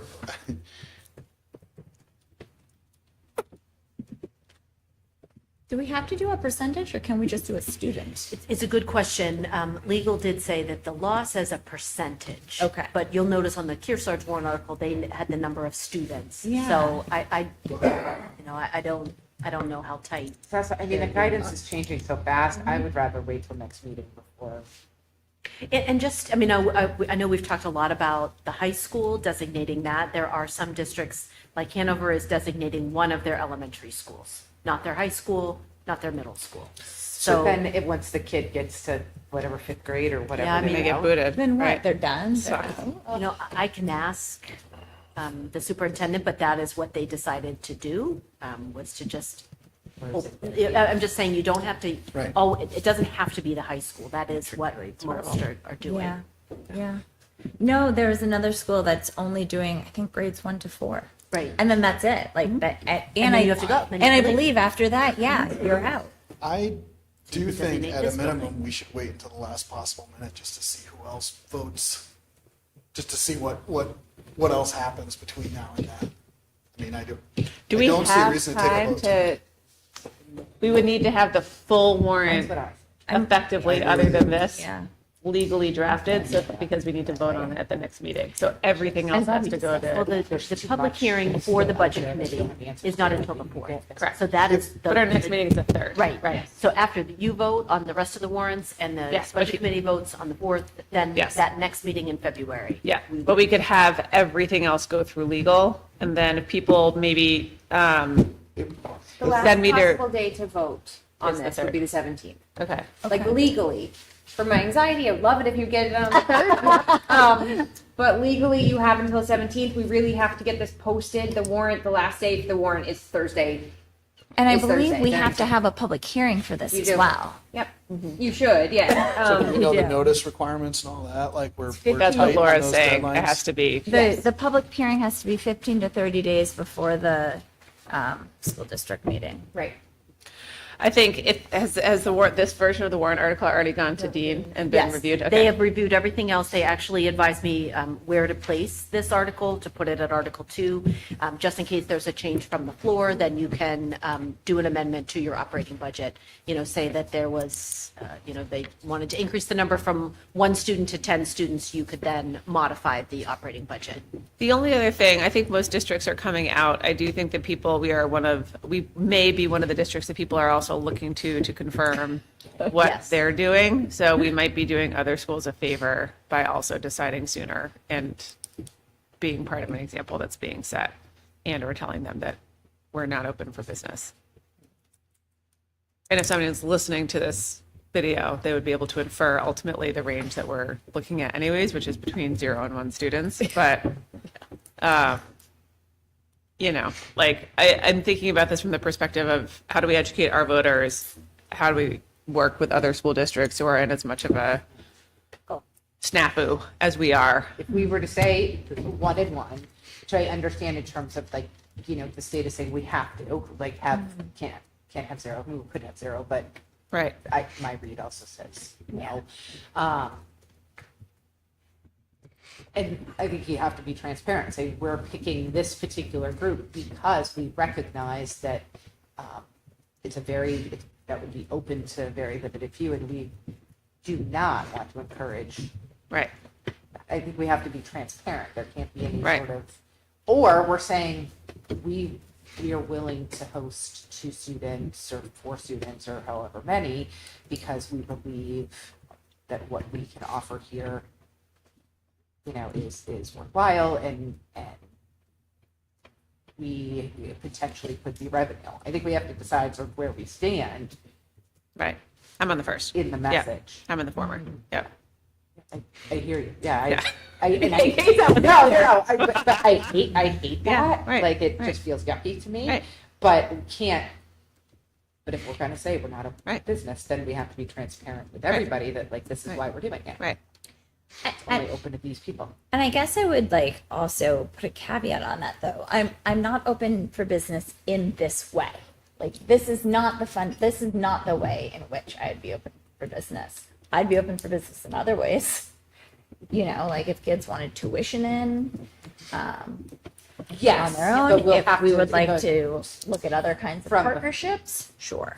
in the presentation have to explain Right. that that's the rub. It's Yeah. not. It's just the way That it's philosophically not- from the top, it is it's right. not really revenue, and you're going to have to counter some of those things that have made the press that it is being kind of marketed as, or that when you're going to hear from the floor, well, why was Kearsarge able to do a 0 and 0? Well, because there's legislation coming that says Right. that's not going to be legal, and we're anticipating that. and all Kearsarge the did things. 30 and 0. They're going to Okay, take in sorry. 30, but not allow anyone. Well, I to think leave. that the Yes. concern that I've read in the press is the not This- allowing yeah. anyone to leave. That Yeah. they're like, oh no, that's not how that works. So, And there was some really great discussion, I think, at their deliberative session about that, because they have people that want the choice, and we're questioning that. But that, at the end, the floor vote was in support of what they put forward. Yeah, especially since they're taking in so many people, but not letting anyone know. Yeah. Okay. What wanna- additional wait. information could I or get for you? I mean, I can certainly ask legal. We had talked about, I think by the next meeting, more districts will have what they are going to do. And if we want to create a chart of sorts that we've talked about, sort of the district, what their entry is, how many they're allowing, and what other programs do we have? Maybe that any could other absorb programs where if we were going to add an students? extra I like student, like, Do we know if Kearsarge, like what a Kearsarge, do we know? they just left it open. Yeah. They just said to it's a become a lottery. student to Yep. graduate. Yep.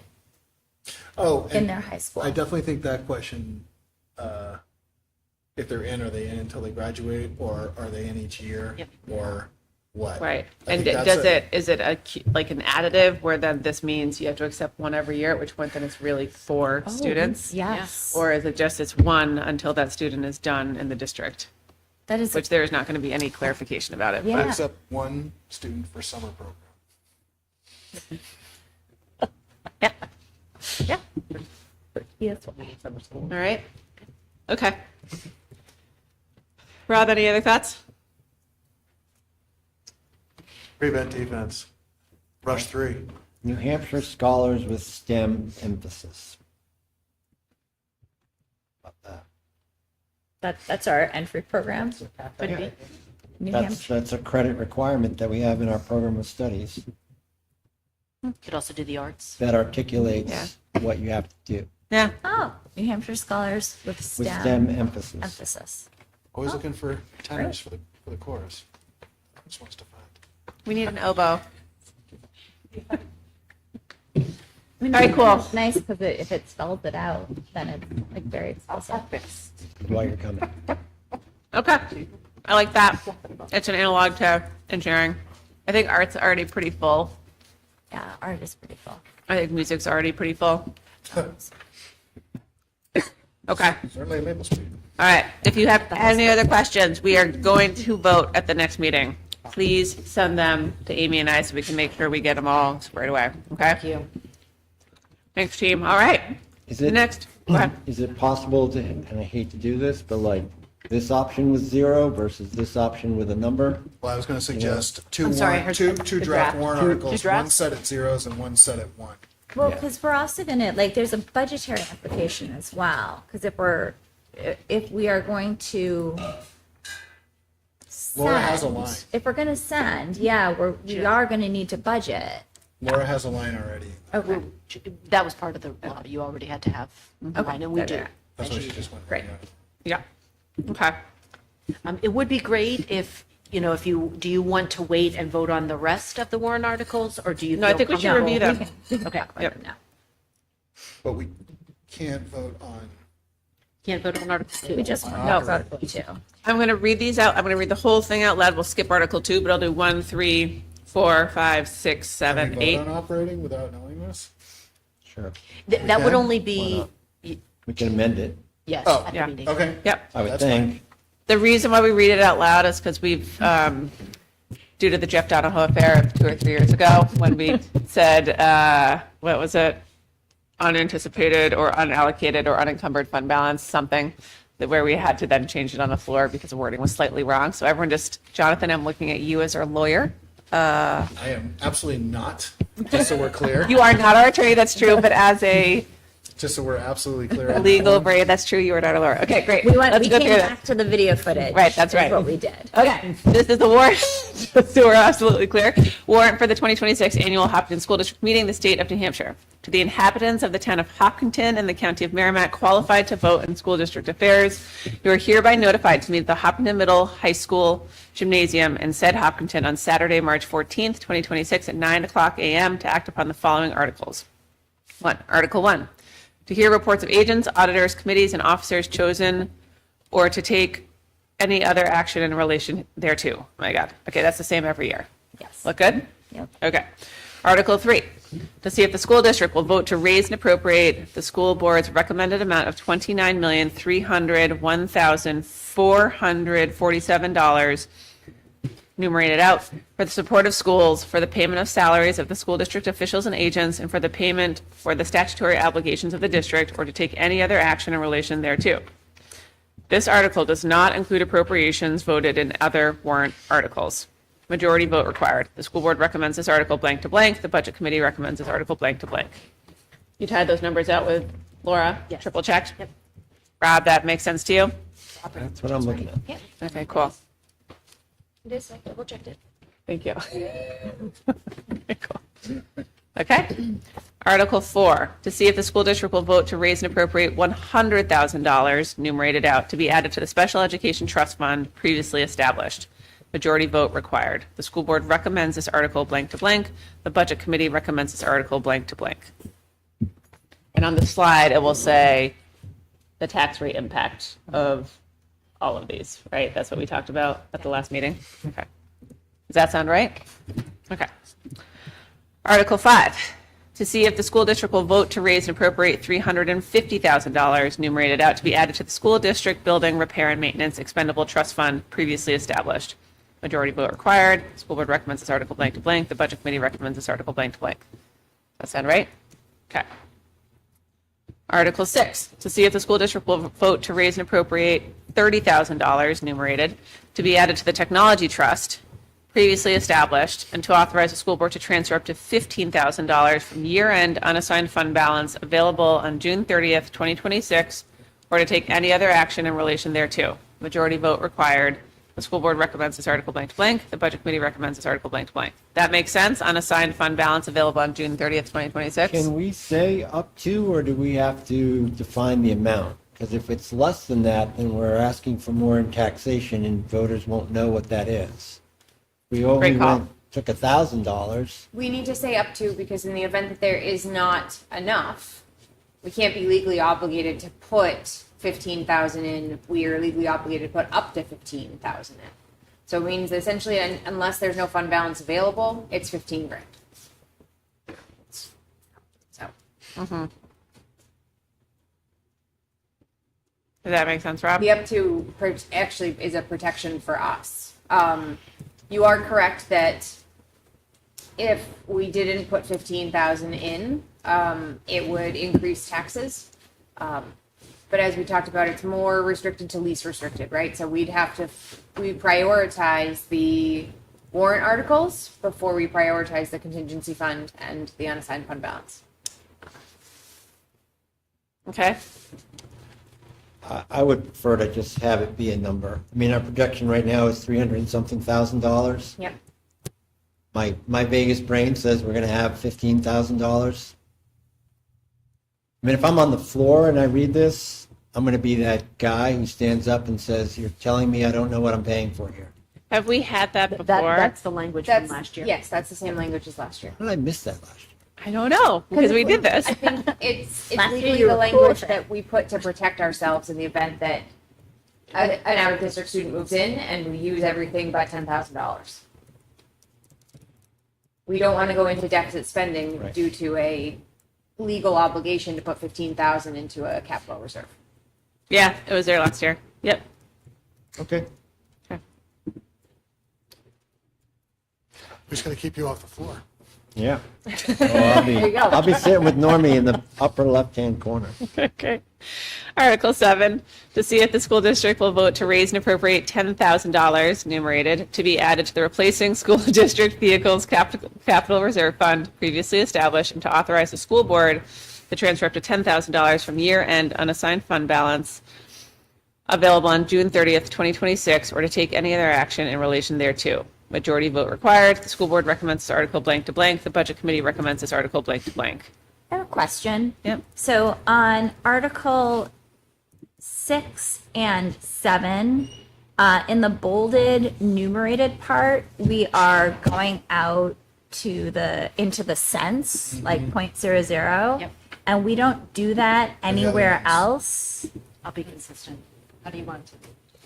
We It don't should- need the sense. You don't? We should lose the sense. Yep. We got should it. lose the sense. It makes no sense. And will we change the format and the typeface that we've used in the other ones? Sorry, say that again. Will we change the Dad. formatting to be the same formatting that we used to Tell do? dad jokes instead of Which seven. is the It's like Times New Roman and like Article 3? Okay, cool. Although Times New Roman is harder to read. Calibri is actually easier. No, but it's easier if it's printed, right? Oh, and you want Yes, serif fonts serif are fonts are easier when to read when printed. printed. I like just her. how do you want it? What's the you want Times New Roman? What? Yeah, what Dulcie said. I'm sorry. Times New Roman. Okay, got it. Thank you. She's Okay. I'm working on the actual document. Thank you. Article 8, to transact any other business and will legally come before said meeting, at which point hopefully Steve Lux will come up and tell us our voting numbers so that I can lodge them into my data sheet. Anything else? Make sure our names are spelled correctly. Wait, Correct. Have you been tracking vote numbers? Yes. Yeah, for like the last 15 years. Do you have that on a spreadsheet or I easily? do.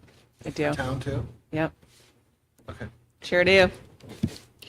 I can share it with I have a project. you. Okay. Great.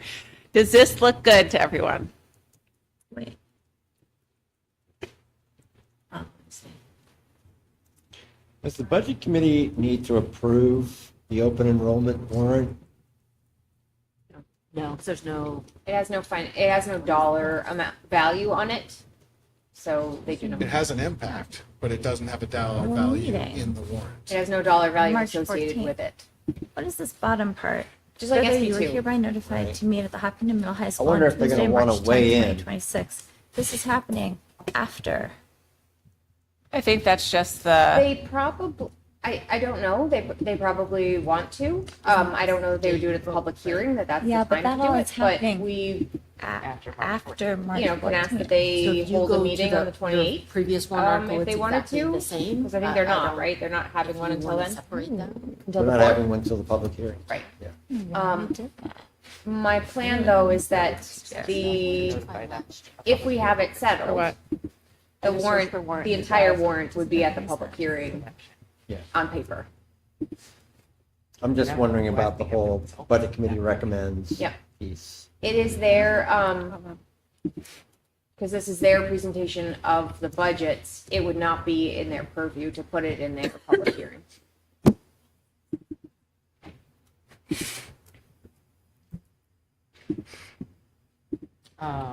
Okay. I think that probably needs to be struck, right? The further, we're Yeah, hereby the notified. further section, clearly we missed that in the past. Where? No, it's on last year's warrant article. I know it's on last year's warrant article, but it doesn't make any sense Invited people to still. the polls, but that voting would have already. happened. taken place. Days before. This is the 14th and we're inviting people to the polls. But I think the warrant extends, like, Oh, because 'cause it the opens. warrant goes out Yeah. prior to, Yeah. that's why. Because this goes out prior to, Yeah, we publish the warrant on like the third, whatever it'll be. prior to Yeah. this all Yeah. As soon as we're happening. done. That's what it Yeah. is. During the As soon as town we're done. report, right? Yes. But Yes. you're right, last Thank year, you. it says March 8th, but was when you had the town meeting? No, That was the first one, and then we had to move it. we had to move it. We had to move it to the 15th. Okay. It was gonna be, I think it was going to be the 8th. Yeah, so there's probably like an updated Because version of it looks like given under our But we hands at published the said warrant like that, Hopkinton and this then we had to blank change day it. of February. So we'll fill in whatever day of February that this is Yeah. all officially Yeah, done. yeah. That's what it is. All ready? Yes. Does that thank make you. sense? Sorry. And we will all sign it Sign our and say this is live what we are warrant. asking for, and these are the elections that we're having. And Which- then those slides will also indicate that for all of our warrants, it's the same amount in the same manner that we asked for last year. And so there's no change in tax rate based on those warrants, correct? Right. Wait, tell me that again. Our warrants have not the amount and the way that we are asking for that money, like the way that we're raising putting that that on the money slide, is right. not changed from Yeah. last year. And so Yeah, that's going on the slides that go with this. the tax, what are we calling that? It's not the tax impact. The We're tax. calling it the For tax. tax impact versus tax increase. Ah, Yep. so the Impact tax versus increase is zero. Yes, and the impact Is is whatever it is. whatever. Yep. those cents. That's the language I was Yeah. looking for. Thank you. And as a reminder for people for the last part of the warrant, if you would like to sign up to run for school board, we have 2 positions that are open. The sign-up period starts this Wednesday, January 21st. You can sign up with the town clerk, the lovely Christine, at Town Hall, and it closes, I think at close of business on Friday, January 30th. You can check on the town website when it has to be. You must be a registered voter to run for elective office. Okay, and then your deadline to register as a voter was today. Actually, so, sorry everyone. I'm just reading I this. think you can No, can't register day of voting. No. not to be run for office. Oh yeah, not to run for office. Just Okay. vote. All right, so that's our warrant. Do people feel good about this? What's up? Wait, what was the deadline? If you want, you have to be a registered voter to run for office. The deadline to register as a voter to run for office was today. If you want to do whatever for the meetings, or usually the supervisors will still, We're not Like- writing. yeah, okay. All right, great. Thank you, everyone. Okay, next up, let's do this. I am moving Budget to our agenda. docs. Great, okay. Budget documents. Rob, do you want to talk to us about your amazing presentation last Wednesday? No, wait, I'm sorry, just before. Yeah. We need to vote on the warrant articles that we just You want us read to finalize them? It's up to you. You can either do all of them except for the open enrollment and, but we definitely would have to do it at the next meeting, and then the budget committee, we will know their vote the But following we day. could just vote on those ones Yeah. that we just read. Yeah. Okay, so do I have a motion to approve the warrant articles as presented with the exception of the presented Article 2 concerning open enrollment? Yes, so moved. Second. Okay. Any discussion? All those in favor? Aye. Any opposed? Okay. Motion carries. Thanks, I guys. do nothing. Yep. Great. Thank you. All right, Rob, you're up. You had a great presentation, and we are hoping to hear any feedback from the Budget Committee, and then if there's anything that you think we should change about the presentation.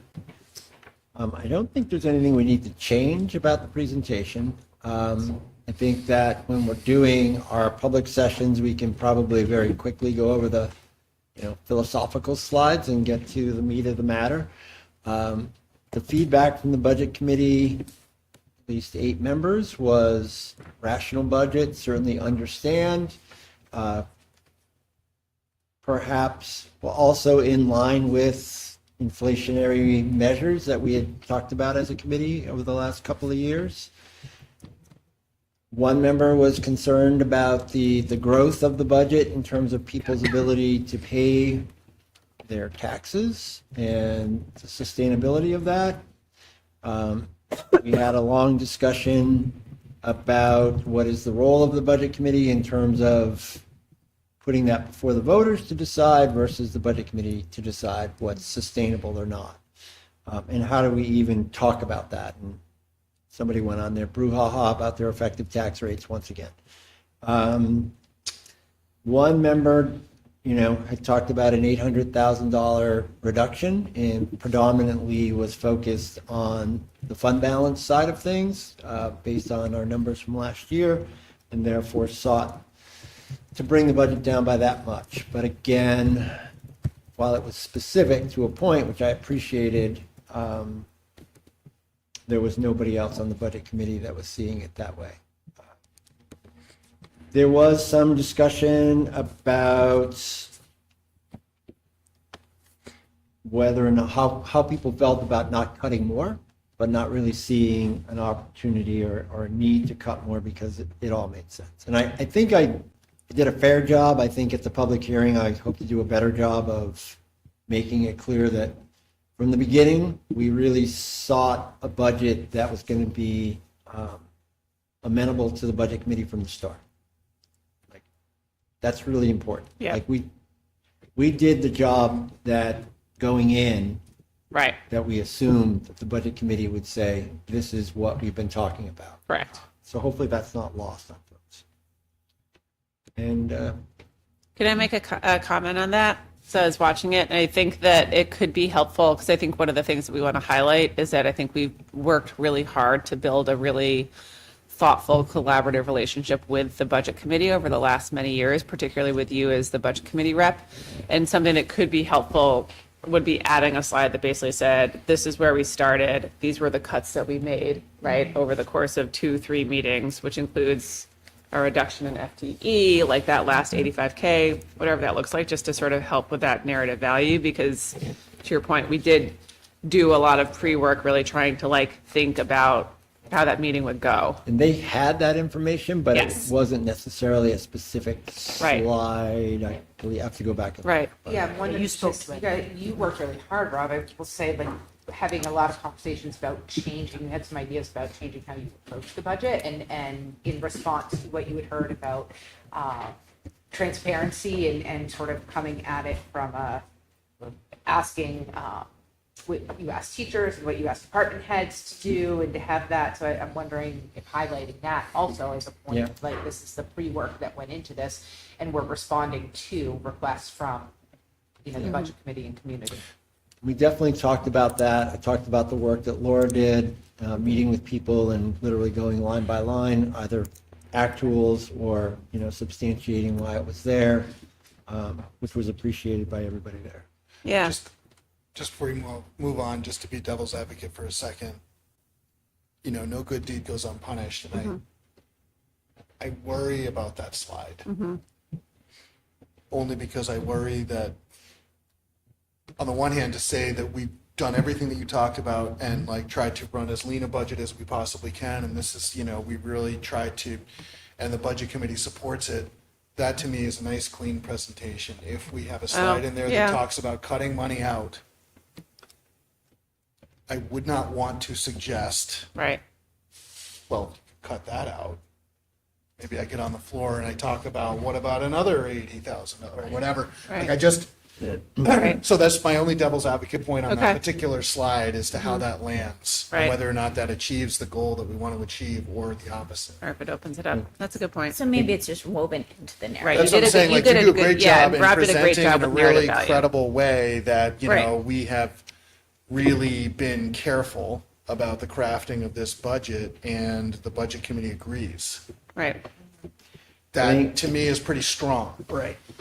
I think one of the things I should add is that we did talk about the fund balance as it relates to open positions. Right. And I don't know if I was accurate in, you know, yes, we had positions that we weren't able to fill that were, again, reinforced that instructional assistants are attached to IEPs. So it may be one thing to say we were not able to fill them, but we had budgeted for them, but to say that we have taken them out, that may open us up to some litigation in terms of how well we are adhering to IEPs with fidelity, if we're not even budgeting for positions that we know are necessary to execute them. Okay. Okay. Right, because That's good feedback. we didn't not fill them because we didn't want to. Right. We Right, didn't fill them it because wasn't we a- couldn't. Right. We're Yeah. trying. Right. You know anybody? I think that what was put forward was the idea that if you didn't need them then, and you still have some unfilled positions now, then you don't need them at all, and they could be removed.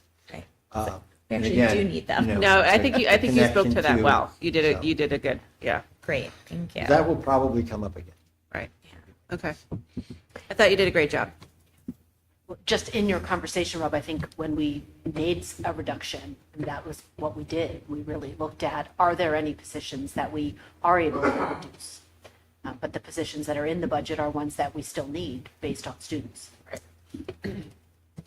Yeah, I'm just a big fan of presenting with strength and not showing any weakness that we don't have to show. Right. Because it isn't a weakness. Right. So I don't want to appear Right. offensive. Okay. That's a good point.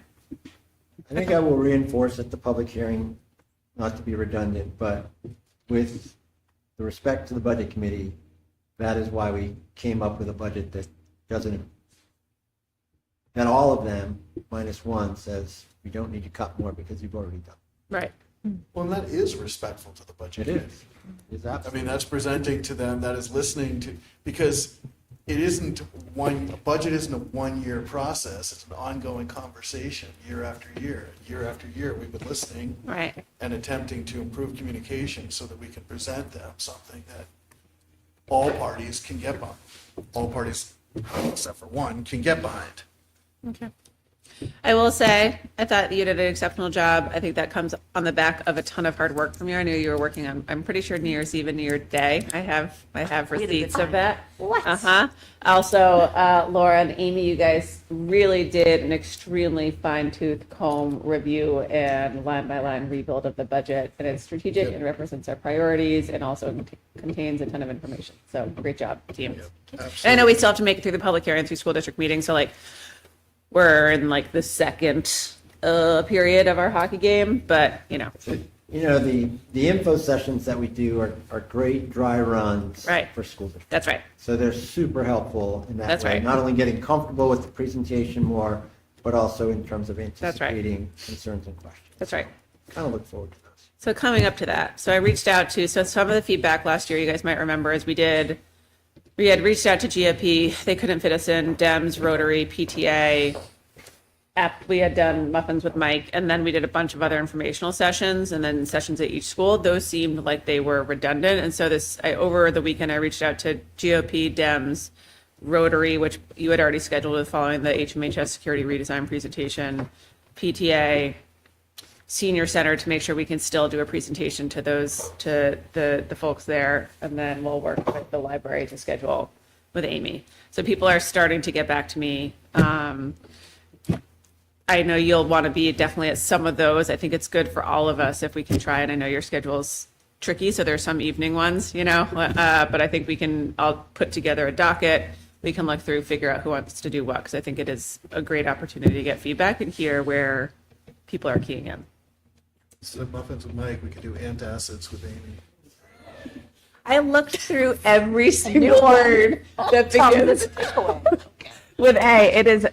A is a tough. I liked answers with Amy. Answers with Amy, apps with Amy. Apps. Oh yeah, apps with Amy.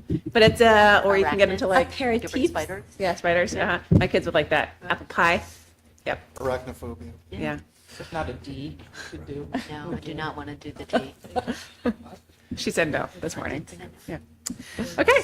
Great. Nice work. Donuts with Doyle? I do. I feel like it's a I love donuts. She doesn't want it too. She doesn't want it. That was this mine. She said. My maiden name, right? Apple turnovers? Yeah. Apple turnovers. Yep. Applesauce.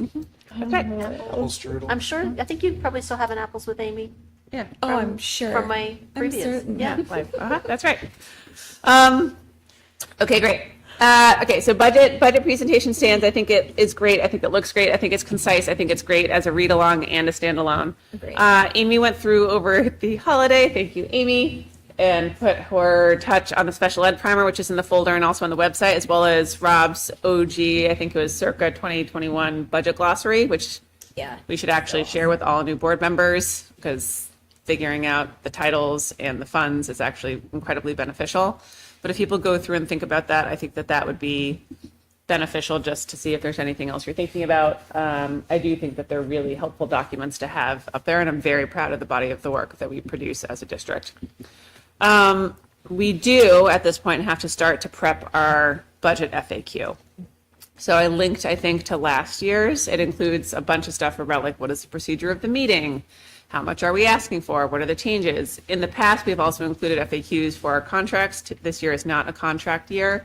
But is there anything in particular that people feel like we should really be thinking about from an FAQ perspective? This will get updated, just FYI, over the course of these public information sessions that we have. But if there's anything that people are thinking about where they're like, man, I just feel like we've never answered this burning question.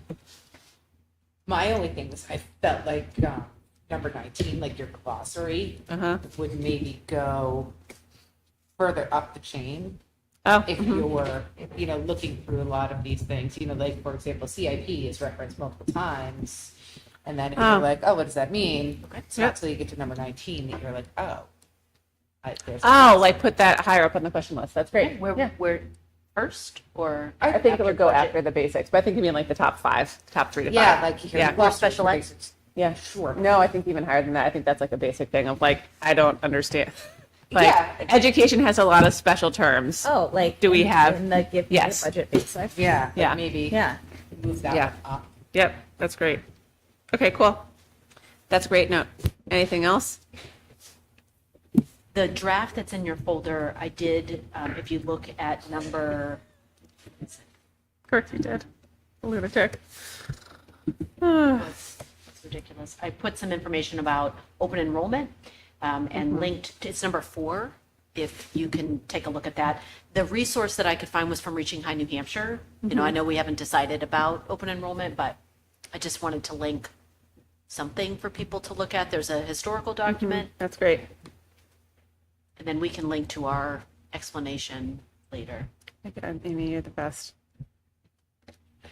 I gotta say, and I'll say this, but in the past, it has been a lot of, I've done a lot of editing. Andrew's also done a lot of editing, and it's marvelous to have a superintendent where you go to a meeting and it's like already done. So thank you. Thanks. Yes. Try my best. It's really great. I think it's great.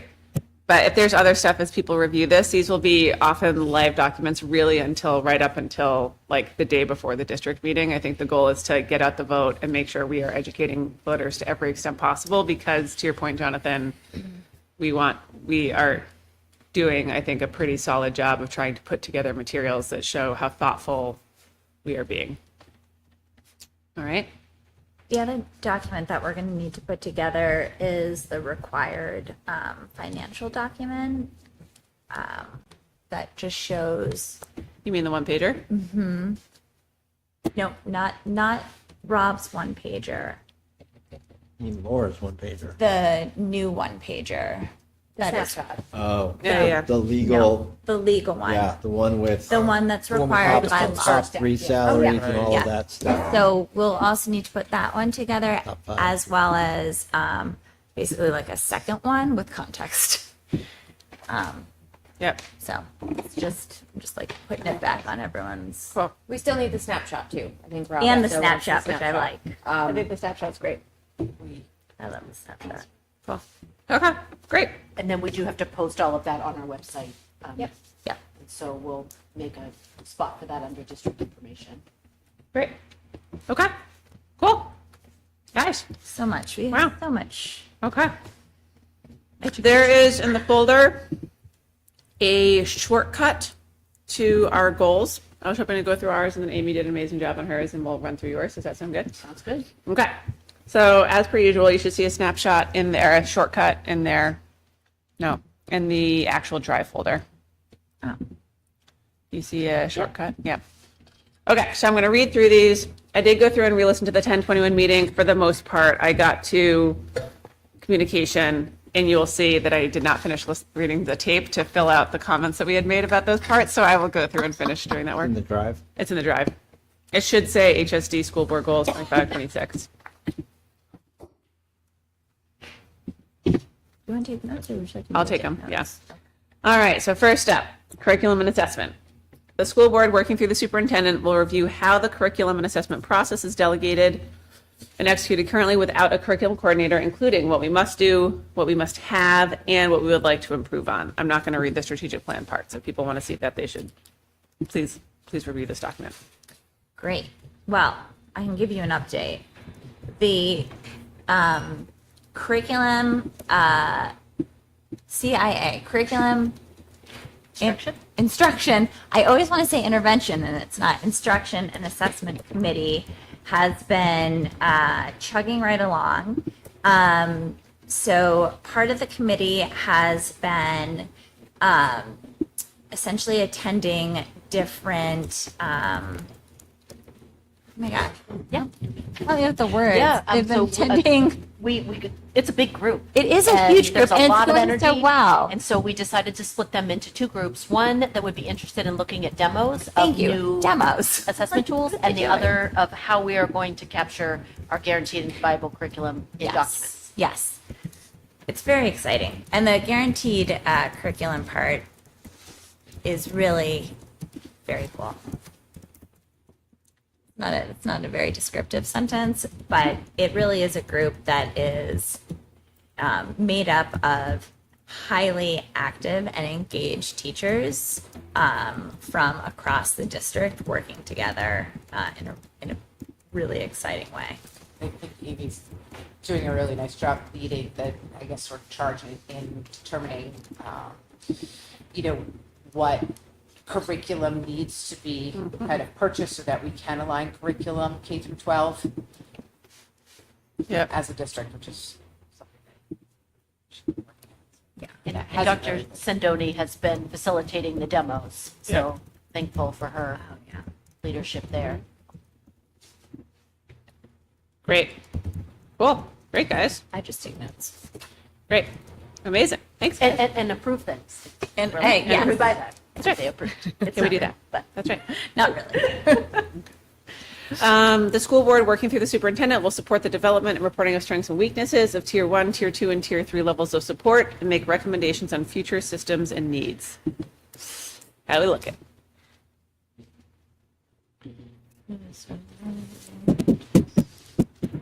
I would say similarly, within those conversations, we are really looking at right now through the CIA, what are we doing for tier 1? And then how can we complement that with tier 2? I think that is, the work that we're at least pivoting to once we know what all students are expected to do that'll help us figure out where our gaps are. Yep. Great. Okay, great. I would say on CIA, we haven't talked about that as much. No. But the demos, I think, for the assessment piece, will help us. And that's sort of what we had captured here, that like first we need the assessment piece in order to. Right. That's fine, but there's definitely a lot of the resources that you're looking at have a lot of that tier 2 support, but it's determining what Right. they need us to access. Right. Okay, great. Great. Finance. School board will determine whether the budgeting process should consider using a targeted goal of a percentage increase based on projections of needs in order to build the annual school district budget. You were pretty, I think, clear about how that would be hard to do, especially given special education in October. Any other thoughts, Rob? I would really recommend that the board continue to track annually through the DOE 25, that document, because it is very instructive in terms of, in economics, leading indicators are tough to come by. They're actually solid, like otherwise we'd all be rich. But lagging indicators also tell a story. And our story is pretty solid when you look at I just went back 12 years. And I think that's a way that you can tell the tale of the tape that we were being consistent. And yeah, the special ed one that also tells a story, 11% year-over-year average the last 12 years versus, our benefits at 3.64%. So it's pretty clear where that is. Salaries and benefits at 3.64. So I think Over how many years? 12. 12 years, the salaries and benefits line was 3.64. Just the salaries line is 2.25. So again, this sort of speaks to the hiring part of the process. The things that jump out, the special ed we talked about, the supplies, 2.84. That's in line with a lot of inflationary measures. The one that you cannot talk about is the property 700, because that's all over the map. Because a lot of what we buy is based upon what's in fund balance. That jumps around like crazy. And then the other category, which I don't really know what's in it beyond other, is 8.67%. That also seems to jump a little bit. But the total is 4.42. Right. So, this narrative that we have this exploding increase is really on par with a lot of indicators that people would find to be acceptable. So I would just encourage, when you're communicating, to look back and include, even this year. Great. Just on the last 1, 2, 3, 4, 7 budgets, including the one that we're about to put forward, our average is 4.72%. But we had years, pandemic year was 1.8, 22-23 was 2.64, 25-26 was 2.29. So those variations, just continue to look to the average and see if we're staying the course. That's great.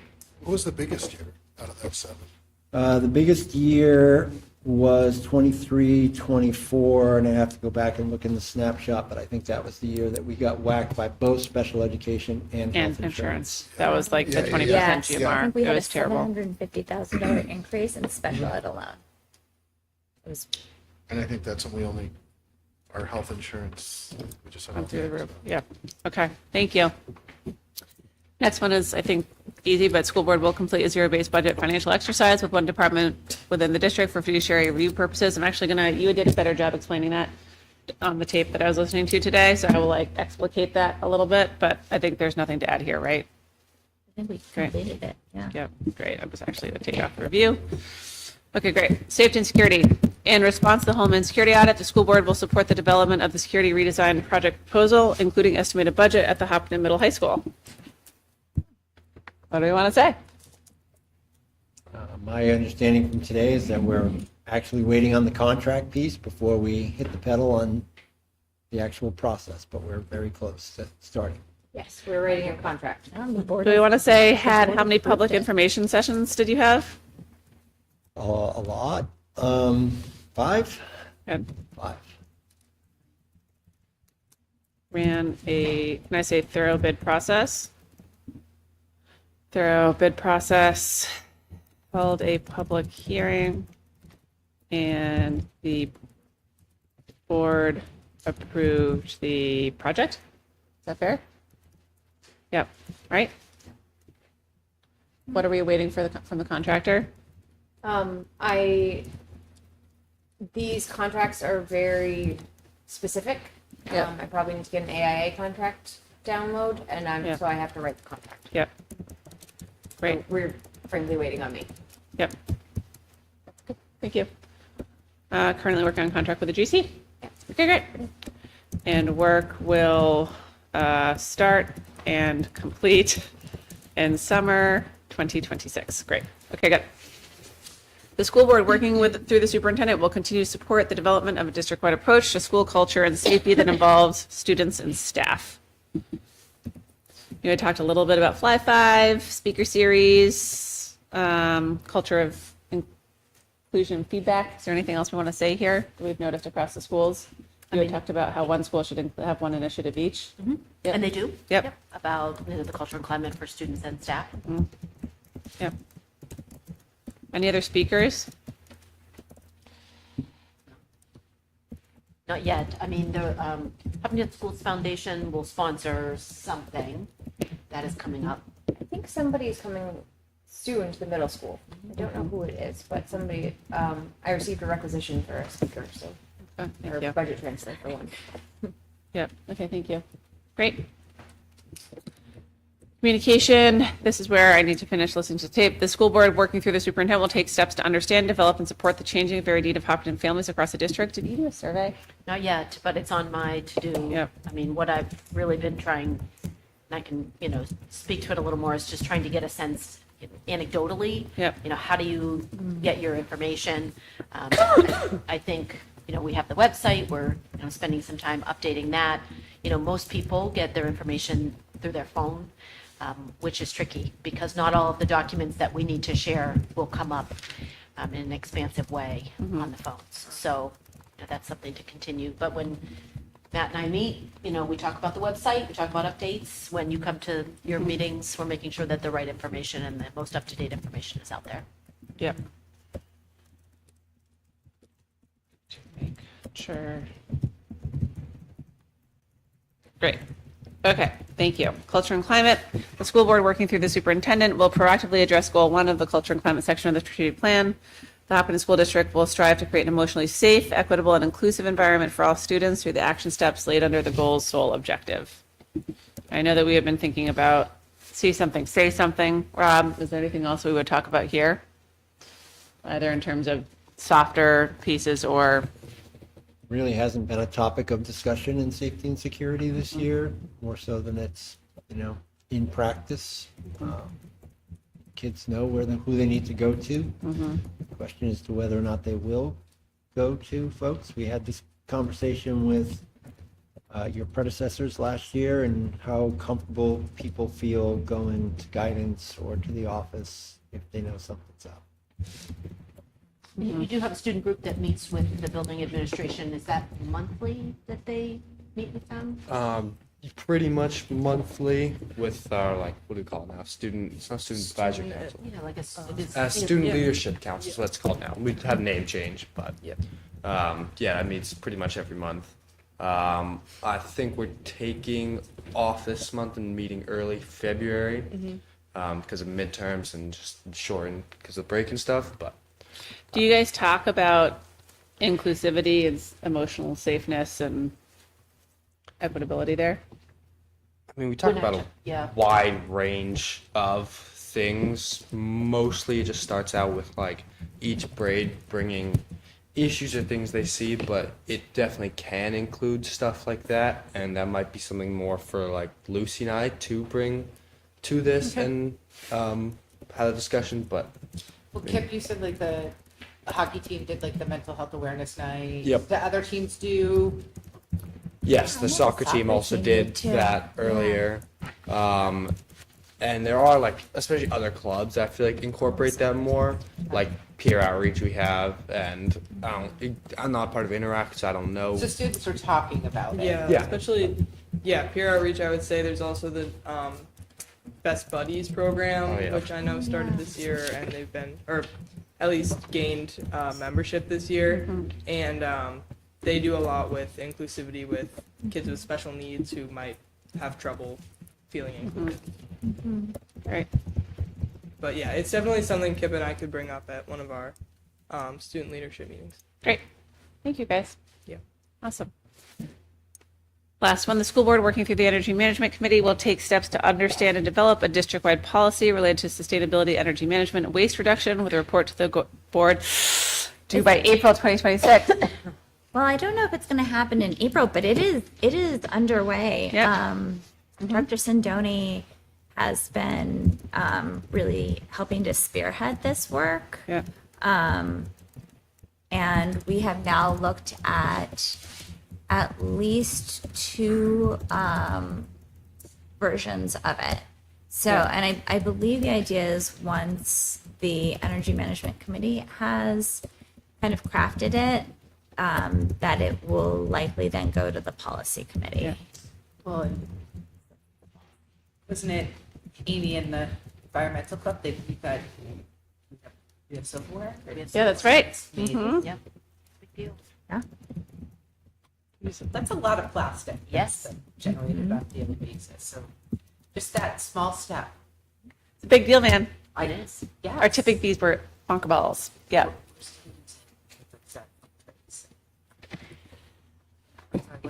Their school still uses it. And I, every time. Yeah, you're just like, what are we doing? Great. Okay. Anything else we want to talk about with goals? Amy, can you work us through yours? Yeah, I mean, it's similar. I mean, I appreciated the collaboration. From the curriculum and assessment standpoint, I've been thankful for Andrea and Suzanne's partnership on that committee. It seems to be going well. It's a big group. You know that progress there, I expect to be slow. I'm doing that work alongside of them, but there isn't a curriculum director, so you get the superintendent who is doing curriculum work, when she has time to do so. It is something that I'm very passionate about. So I do feel like the first step is to have some documents that we can work from, so that it's not this, idea of what we're teaching, that there's actually something on paper. And in our first meeting, we kind of split the group into two buckets of people that are very passionate about curriculum documents. And as Andrea said, I mean, we just have a really great group of people that are, it's also their passion, people that have done curriculum work in other districts. So we came up with a template talking about what makes the most sense. We want them to be public facing. So we've talked about the audience. We will need to bring forward a standards document to this committee, to the board for your review, just the committee. We want to finalize that. And what we're trying to do there is to just identify the standards at the national and state level, and then our own local competencies. And then we would bring that to you at least every 10 years. That's typically, and I know one of our goals was to create a curriculum review cycle. And so we're doing a lot of that pre-work. I feel a little bit like we're taking steps back, and I don't know if you feel like that, Andrea. I don't know where the committee was before I joined it, but I just really need that scaffolding and those anchoring documents for us to be able to make progress. So I've been very happy with that progress, even though it's probably slow. I'm excited about perhaps choosing a new assessment tool. Because I think what we're noticing is that if we really want to target tier 2 and tier 3, we need better information about where students are. There've been some great conversation about that. We have 2 more tools to look at, M-Class, which aligns with Amplify and illustrative math, and then probably NWEA, or also called MAP. So we'll continue there. I do think at some point we will need some level of curriculum oversight at the building level. That'll probably be in the form of some kind of stipended work for our teacher leaders that are already in those positions. That was not in this year's budget, just because I really want to be clear about what the job is, almost like a role description, and we're just not there yet. So probably in next year's budget. In the area of tier 1, tier 2, and tier 3, I probably talk to Mandy about this every time we meet. We had our opening meeting with Branching Minds, which is the tool that you purchased. I think it is going to be a powerful tool if we can leverage it across the district. Mandy and I are going to something tomorrow to look at, 504 within our MTSS system, like how to implement accommodations with Catherine Leswing. And I'm not sure if anyone knows her. She is, the state leader in MTSS work. I think she's in an office of one now because the rest have been cut, but she's going to be talking with districts about how you can put 504 accommodations, IEP accommodations within your MTSS system. So we're excited about that. Some additional framework about reporting systems. What's been clear is that at each school, they have their own way that they're gathering this data, but the power is really going to be, how do we look at it as a group? So, how can we make something that's a little more consistent? The finance goal, I feel like I know a lot more, and, my partner in Laura and meeting with Rob and Jonathan, I've just learned a lot about our process here. It is a lot. When I reflect on my first, 6 months here, this is the area I feel like I have grown, the most. I really feel like I don't have to ask her every 5 seconds, what's the tax rate? How do I figure that out? I do check with her. I did this on my own. Is that correct? And Laura's a great teacher. So that's been great. I loved the budgeting exercise that we did with the zero-based. She really, I think, not just did zero-based, it was like subterranean in every budget line from the last however many years she had access to. And so I'm looking forward to that process. Not that this hasn't been a great learning experience, but I would like to not have that. It's been a lot of time, effort, conversation, but I feel like now that we're building it for us, that'll, it'll just be smoother along the way. But I've enjoyed, all of those conversations. I do think, Rob, when I've reflected on as a building administrator, like what's your hope and dream to what we did this year, I feel a little like we didn't crush everybody's, like, oh, tell us all the things you want. And then we were like, oh, never mind. Mm-hmm. Like that, I actually felt good about that, that we were going into it with our eyes wide open and saying, here's a reasonable budget that we can, put forward. I do hope that at some point we can talk about innovation. I've had some really great meetings with the Hopkinton Public School Foundation. That is one of their core principles. So how can we leverage that work? Because I do think those new things are those are the things that get on the table first, just because they're new, they're unknown, and you just think, is this really the time that we can make that investment? So I'm hoping that we can maybe start to have a process where we put a little bit in every year. But as we've talked, I don't know that we'll be able to come forward with, this same kind of budget moving forward, because just the way things are in the world. Safety and security, I hope you're all really proud of the work around the security redesign. I know that the public hearing, we had some folks come out. By and large, I have had predominantly positive comments, conversations with community members, teachers, students, just that it's been a long time coming.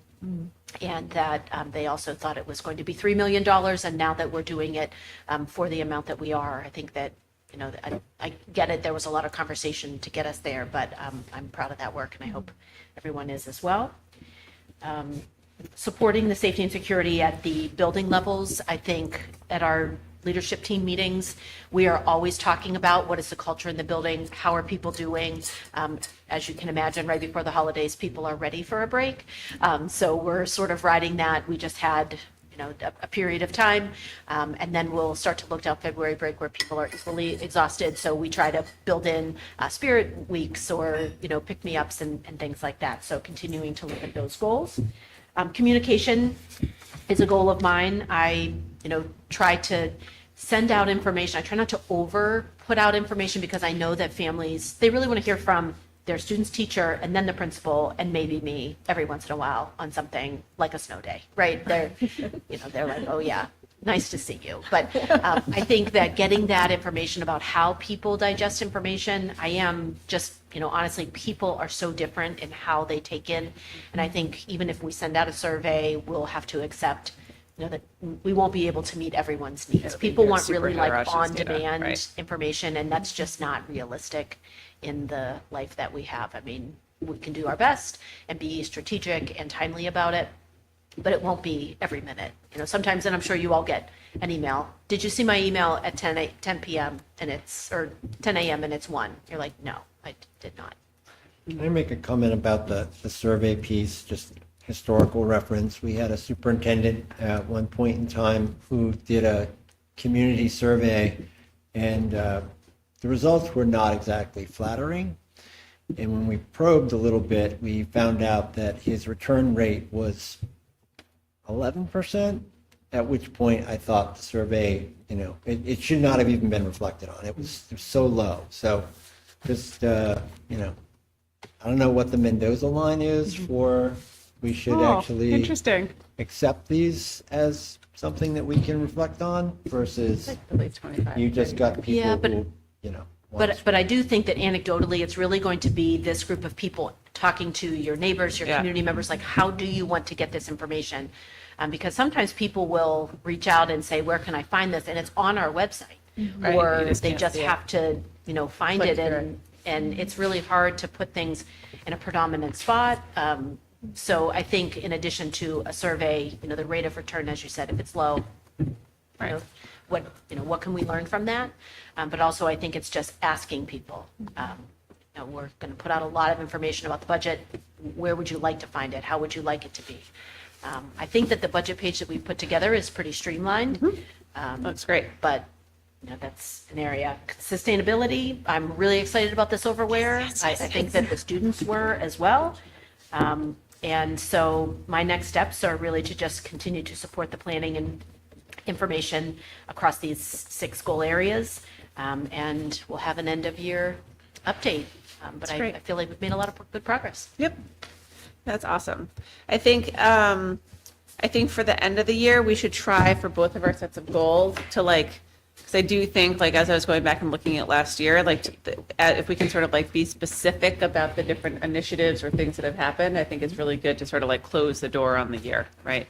I think that'll be a helpful thing for us to think about. Sure. Okay, great. Thank you. Okay, guys, we had our reorg meeting. Well, 2 things. One is after this meeting, Rob Nato only has 3 more meetings left with us, which is going to be exciting for someone, terrible for the rest of us. So I know. you're going to be so happy I'm gone. I don't know if that's true. I think we're going to be in a bronze, silver, penultimate, ultimate. Yeah, we'll cry a lot. Get excited. But we should just all think about that. My thing to budget. No. But we had planned to have our reorg meeting on Thursday, the 19th. That is now town meeting. It is really just the purpose of after we have our election, there is basically no leadership, and Amy basically runs the district without a school board until we reorg.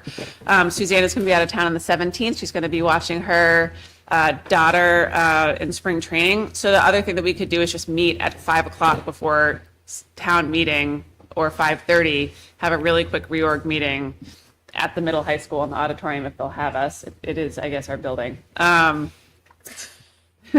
But just do it. I'm assuming that all of us will be going to town meeting, and just roll it into that. And I'm looking at you. You're not going to be there. I don't know why I'm looking at you. I don't I'll be know. at town meetings. I know. You could just come and listen, but would that work for everyone if we still did the 19th? But if town meeting starts at 6, could we do 5:15 or 5:30? It totally works for me to do 5 on that night. The only thing, I guess I would also though ask Matt what would be easiest as far as recording goes. Are we meeting that Is morning that a also? thing we can still do? On the 19th? I don't think so. I have it in there for 9 o'clock in the morning. Do we? Okay, can we just do minutes? Is that okay? I don't have anything Okay. on the 19th. What do you have for the 19th? I don't know why I have it in there. I did, will you be scheduling another normal session after that? In March, because we have first round of nominations for HEA that comes out, because you have to finalize it in the first meeting in April. Yeah, we have a March 31st meeting. We do. Yeah. Thank you. Yes, ma'am. I think we added that after you had pointed that out in roughly July of last year. Just What do you mean? possibly, someone was reading that going, Someone panicking about things? That's fine. So we have one on the 31st. Yep. Yes. And then on the 7th? and then on April 14th. So we've got the 19th, March 19th. We've got March 3rd, school district meetings on the 14th, March 19th, March 31st, and April 14th. Okay. And then, We have until April 15th to get the contracts out, right? great. So that's one day. We're doing Monday. things. But we could do it on the 31st.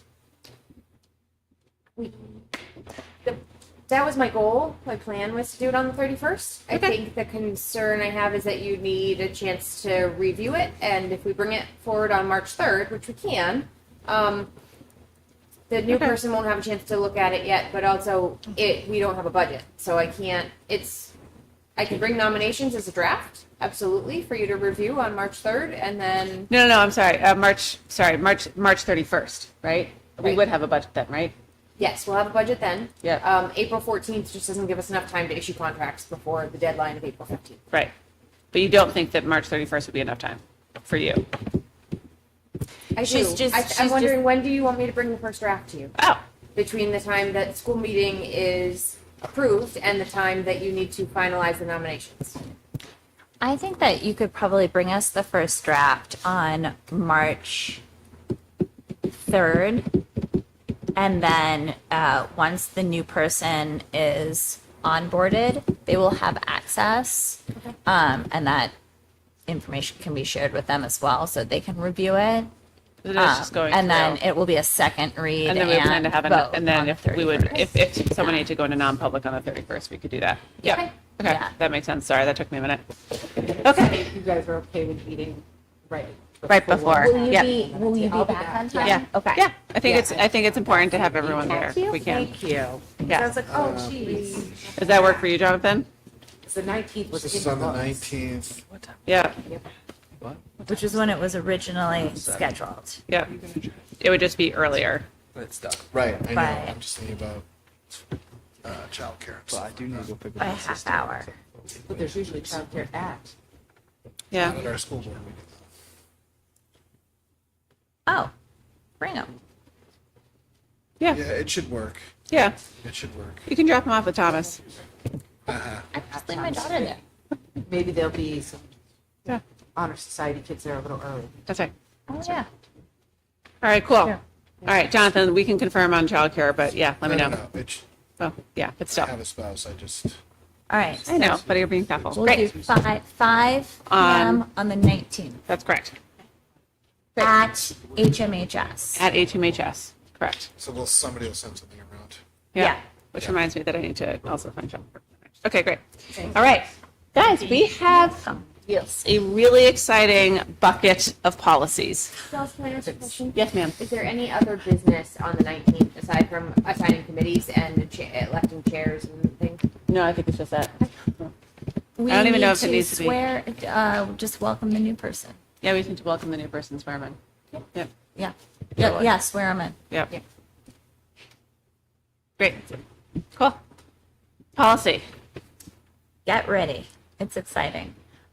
So we have first and second reads tonight. Our first reads, we are now, so what we have done with policy now is our document has gotten even more exciting. We essentially have all of our policies, and then we have the date when they were all last updated statutorily. And we are now working through to make sure that we update the policies that need to be updated the soonest. Are they clickable? Oh, no.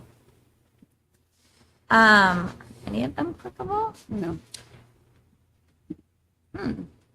But I think they're on the drive. Though. You know what? I think they're in the folder. Yeah. Yeah, I put these in. So Diligent did an update between when I put these policies into the agenda and now, and I don't know if that might have done something. The permissions maybe. The strange thing is that public view of the agenda works. Okay, well, good. I'm glad then. The public view of the agenda works, which is excellent. So the public can click on the policies.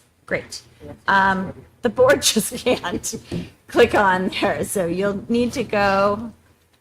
Hold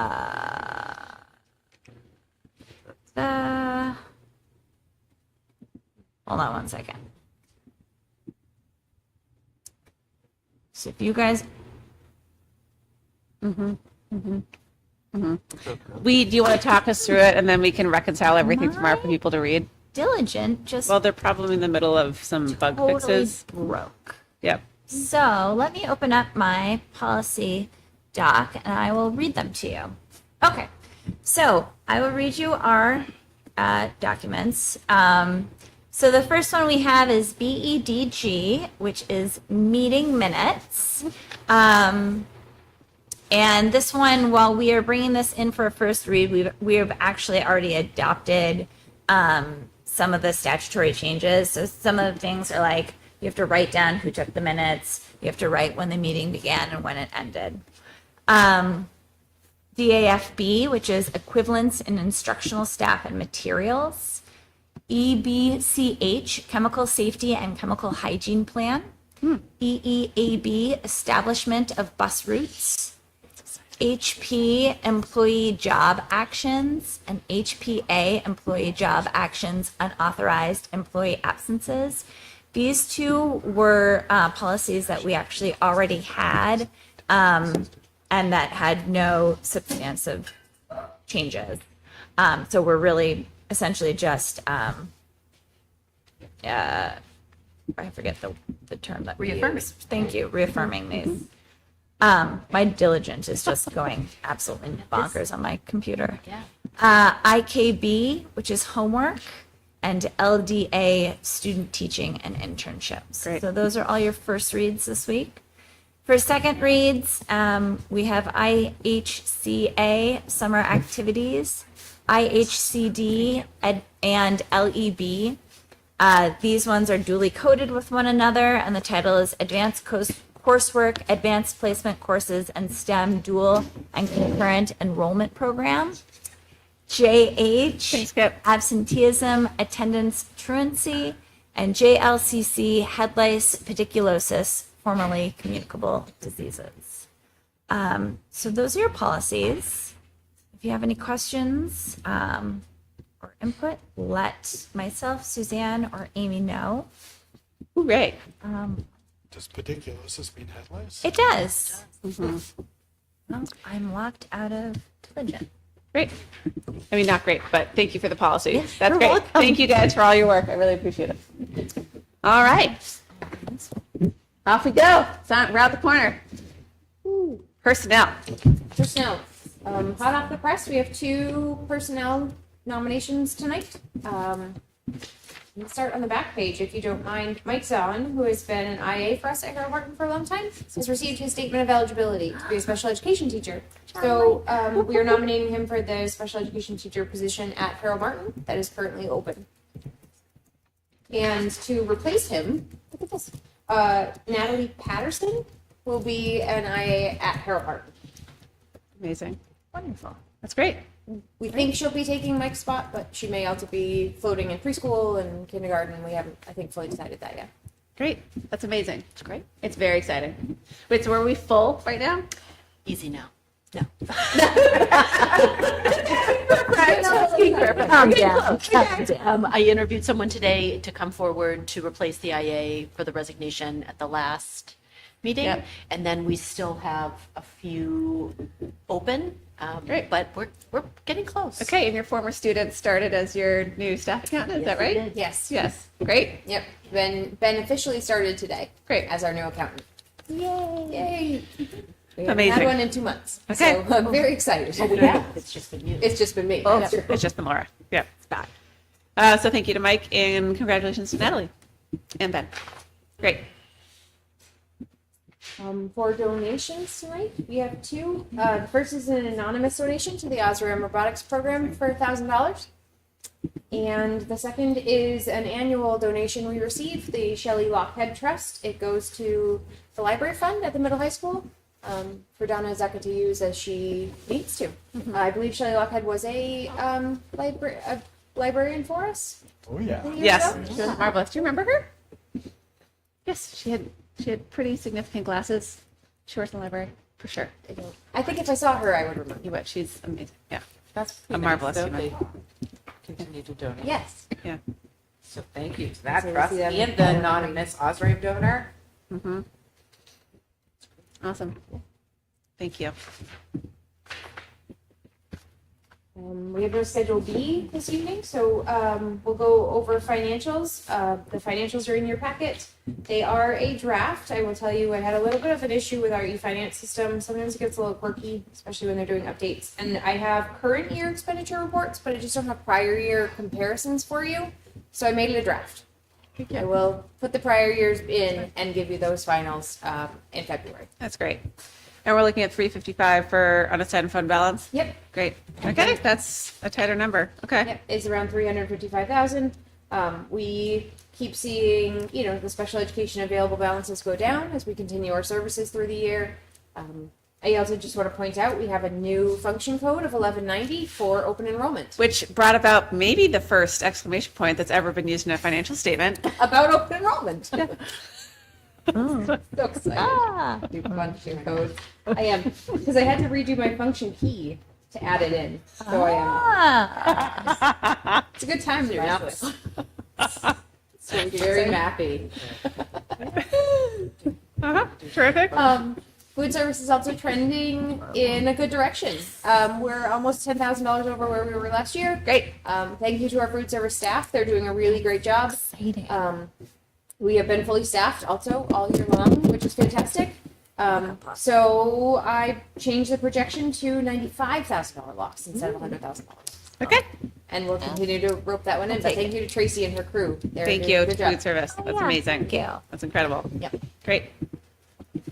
Awesome. I just lost my agenda. Okay, anything else? Nothing else on the financials for tonight. Anything from Sue? No, I feel like I've talked about my goals and ready to head into the next round of info sessions. Great. Okay. Do you have a motion to approve the consent agenda as presented? So moved. All right, any discussion? All right, thank you. I know it's a lot getting it all done. All right, all those in favor? Aye. Any opposed? Great. We are now at our second, nope, we have committee updates. Oh my God. Okay. Finance, you guys met today. Anything popping there?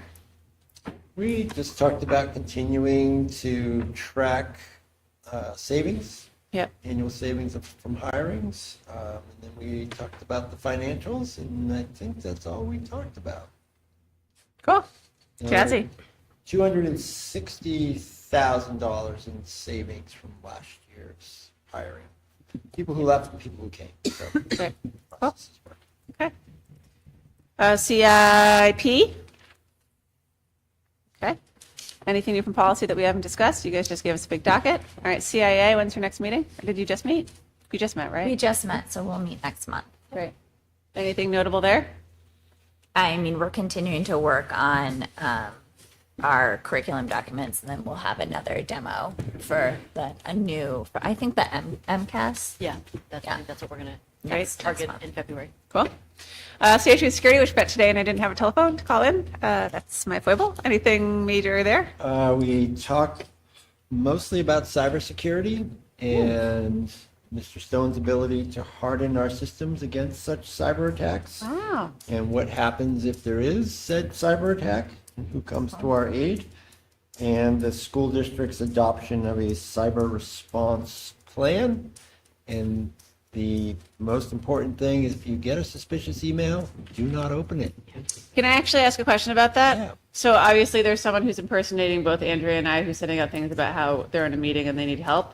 When that happens, is the correct thing, because we are subject to RSAs where we can't actually all communicate with each other, do I just send a BCC email saying ignore message, that was spam? Or like, what is the best practice given that like we're getting phishing and we also can't actually contact everyone? I'm gonna look to Amy a little bit just to see what the board answer is. I think I can just BCC everyone, right? And generally just know that I will never ask you to do anything for me over email. It would be a phone call, And like which hopefully you all know. you Yeah. can contact everyone. That just becomes like a public document. Right. Okay. Like that is all that it means. Right. And you're not making you're A not discussion, making a not in public. decision. Right. Right. It's just FYI. On that document. Yeah. Yeah. Don't oversee it. Like if there was a right to know saying like I want all public documents, one of the documents would be an email from you to everyone saying do not open this document, and it would be this like spam email. Great. Okay, It's a cool. FOIA request, just forward it to them. Right. I think you could blind CC everyone. Okay, I think great. that is an approach. Cool. So then you're not constituting a meeting. Right. Okay. Thank you. It's Wellness. just when you send those emails, you never want to discuss board business because that would violate you. Right. Yeah. Yes. But yeah, totally. Okay. Wellness. Great. Anything? No? Not yet. No. Okay. Professional development? Okay. All right. Really quickly before we go into our second public comment portion, there is a series of slides that are in the drive. I'm really sorry I was supposed to talk about this before and I forgot. It is about fund balance, sources, uses, and strategies. Rob, Amy, and Laura put it together. We talked about it this morning at leadership. Rob, I wanted to cut the 2025 year as an example because it was really confusing. I think having the $1 million of Article 10 be included in fund balance. So I think we should talk about it more, about whether or not we still include those and if there's a good way to explain that. But otherwise, I think it should go on the website because I think it's incredibly beneficial given that we talk about unassigned fund balance literally all the time. Does that make sense? Yeah, it also then would be the other thing we talked about this morning as far as the website goes are like documents that can just live on the website and not have to be updated all of the time. And this is a great example of something that Like, could this is just, just a live great there thing and to not be have to there. be, Right. you wouldn't have to track it down and continue to update it. Like the glossary. I Yeah. think the last two slides are instructive, Yeah. but I think to be up without somebody who can instruct might Right. be, people might misunderstand. Right. Like I looked at it and I was like, oh my God. Yeah. That was created to be a presentation for the Presentation. budget committee. Right. At which point I think then obviously those last two slides make Are a lot really of sense important. to have there. Right. And to me, like the fact that the contingency is a part of that actually illuminated some information for me. Okay. So, but in terms of what it is, I would agree in general. But I think that Maybe we could make like a dummy example that could, because then that is like an evergreen. It's a good idea. Yeah, because I do think it's illuminating and being able to explain it a little bit. I But like the idea of that's the just, last budget document. A dummy example. Okay. Yep. Not tied to any budget. Exactly. thank Amy and Laura for putting that together because we had talked about it from a very rough sketch and You did a draft. Yeah, you did a good thing. pretty rough. Was this what came out of the sketch? Like, I wow. don't know. Yep. I'm impressed. Amy's It's impressive. great. I think it's great. Cool. All right, we are now at our second public comment portion of the evening. If you would like to come up, please state your name, address, and I ask that you keep it to 3 minutes. No one here, so I'm going to move us out of public comment. Any other business for anyone? Guys, okay, 8:23. Man, I was hoping for 7:30, but sorry, guys. We had a nice PFAS presentation, which was amazing. I love our students, and you guys do it, knock it out of the park every time. We do not have a need for non-public, so do I have a motion to adjourn this meeting? So moved. That's me. Great. Discussion.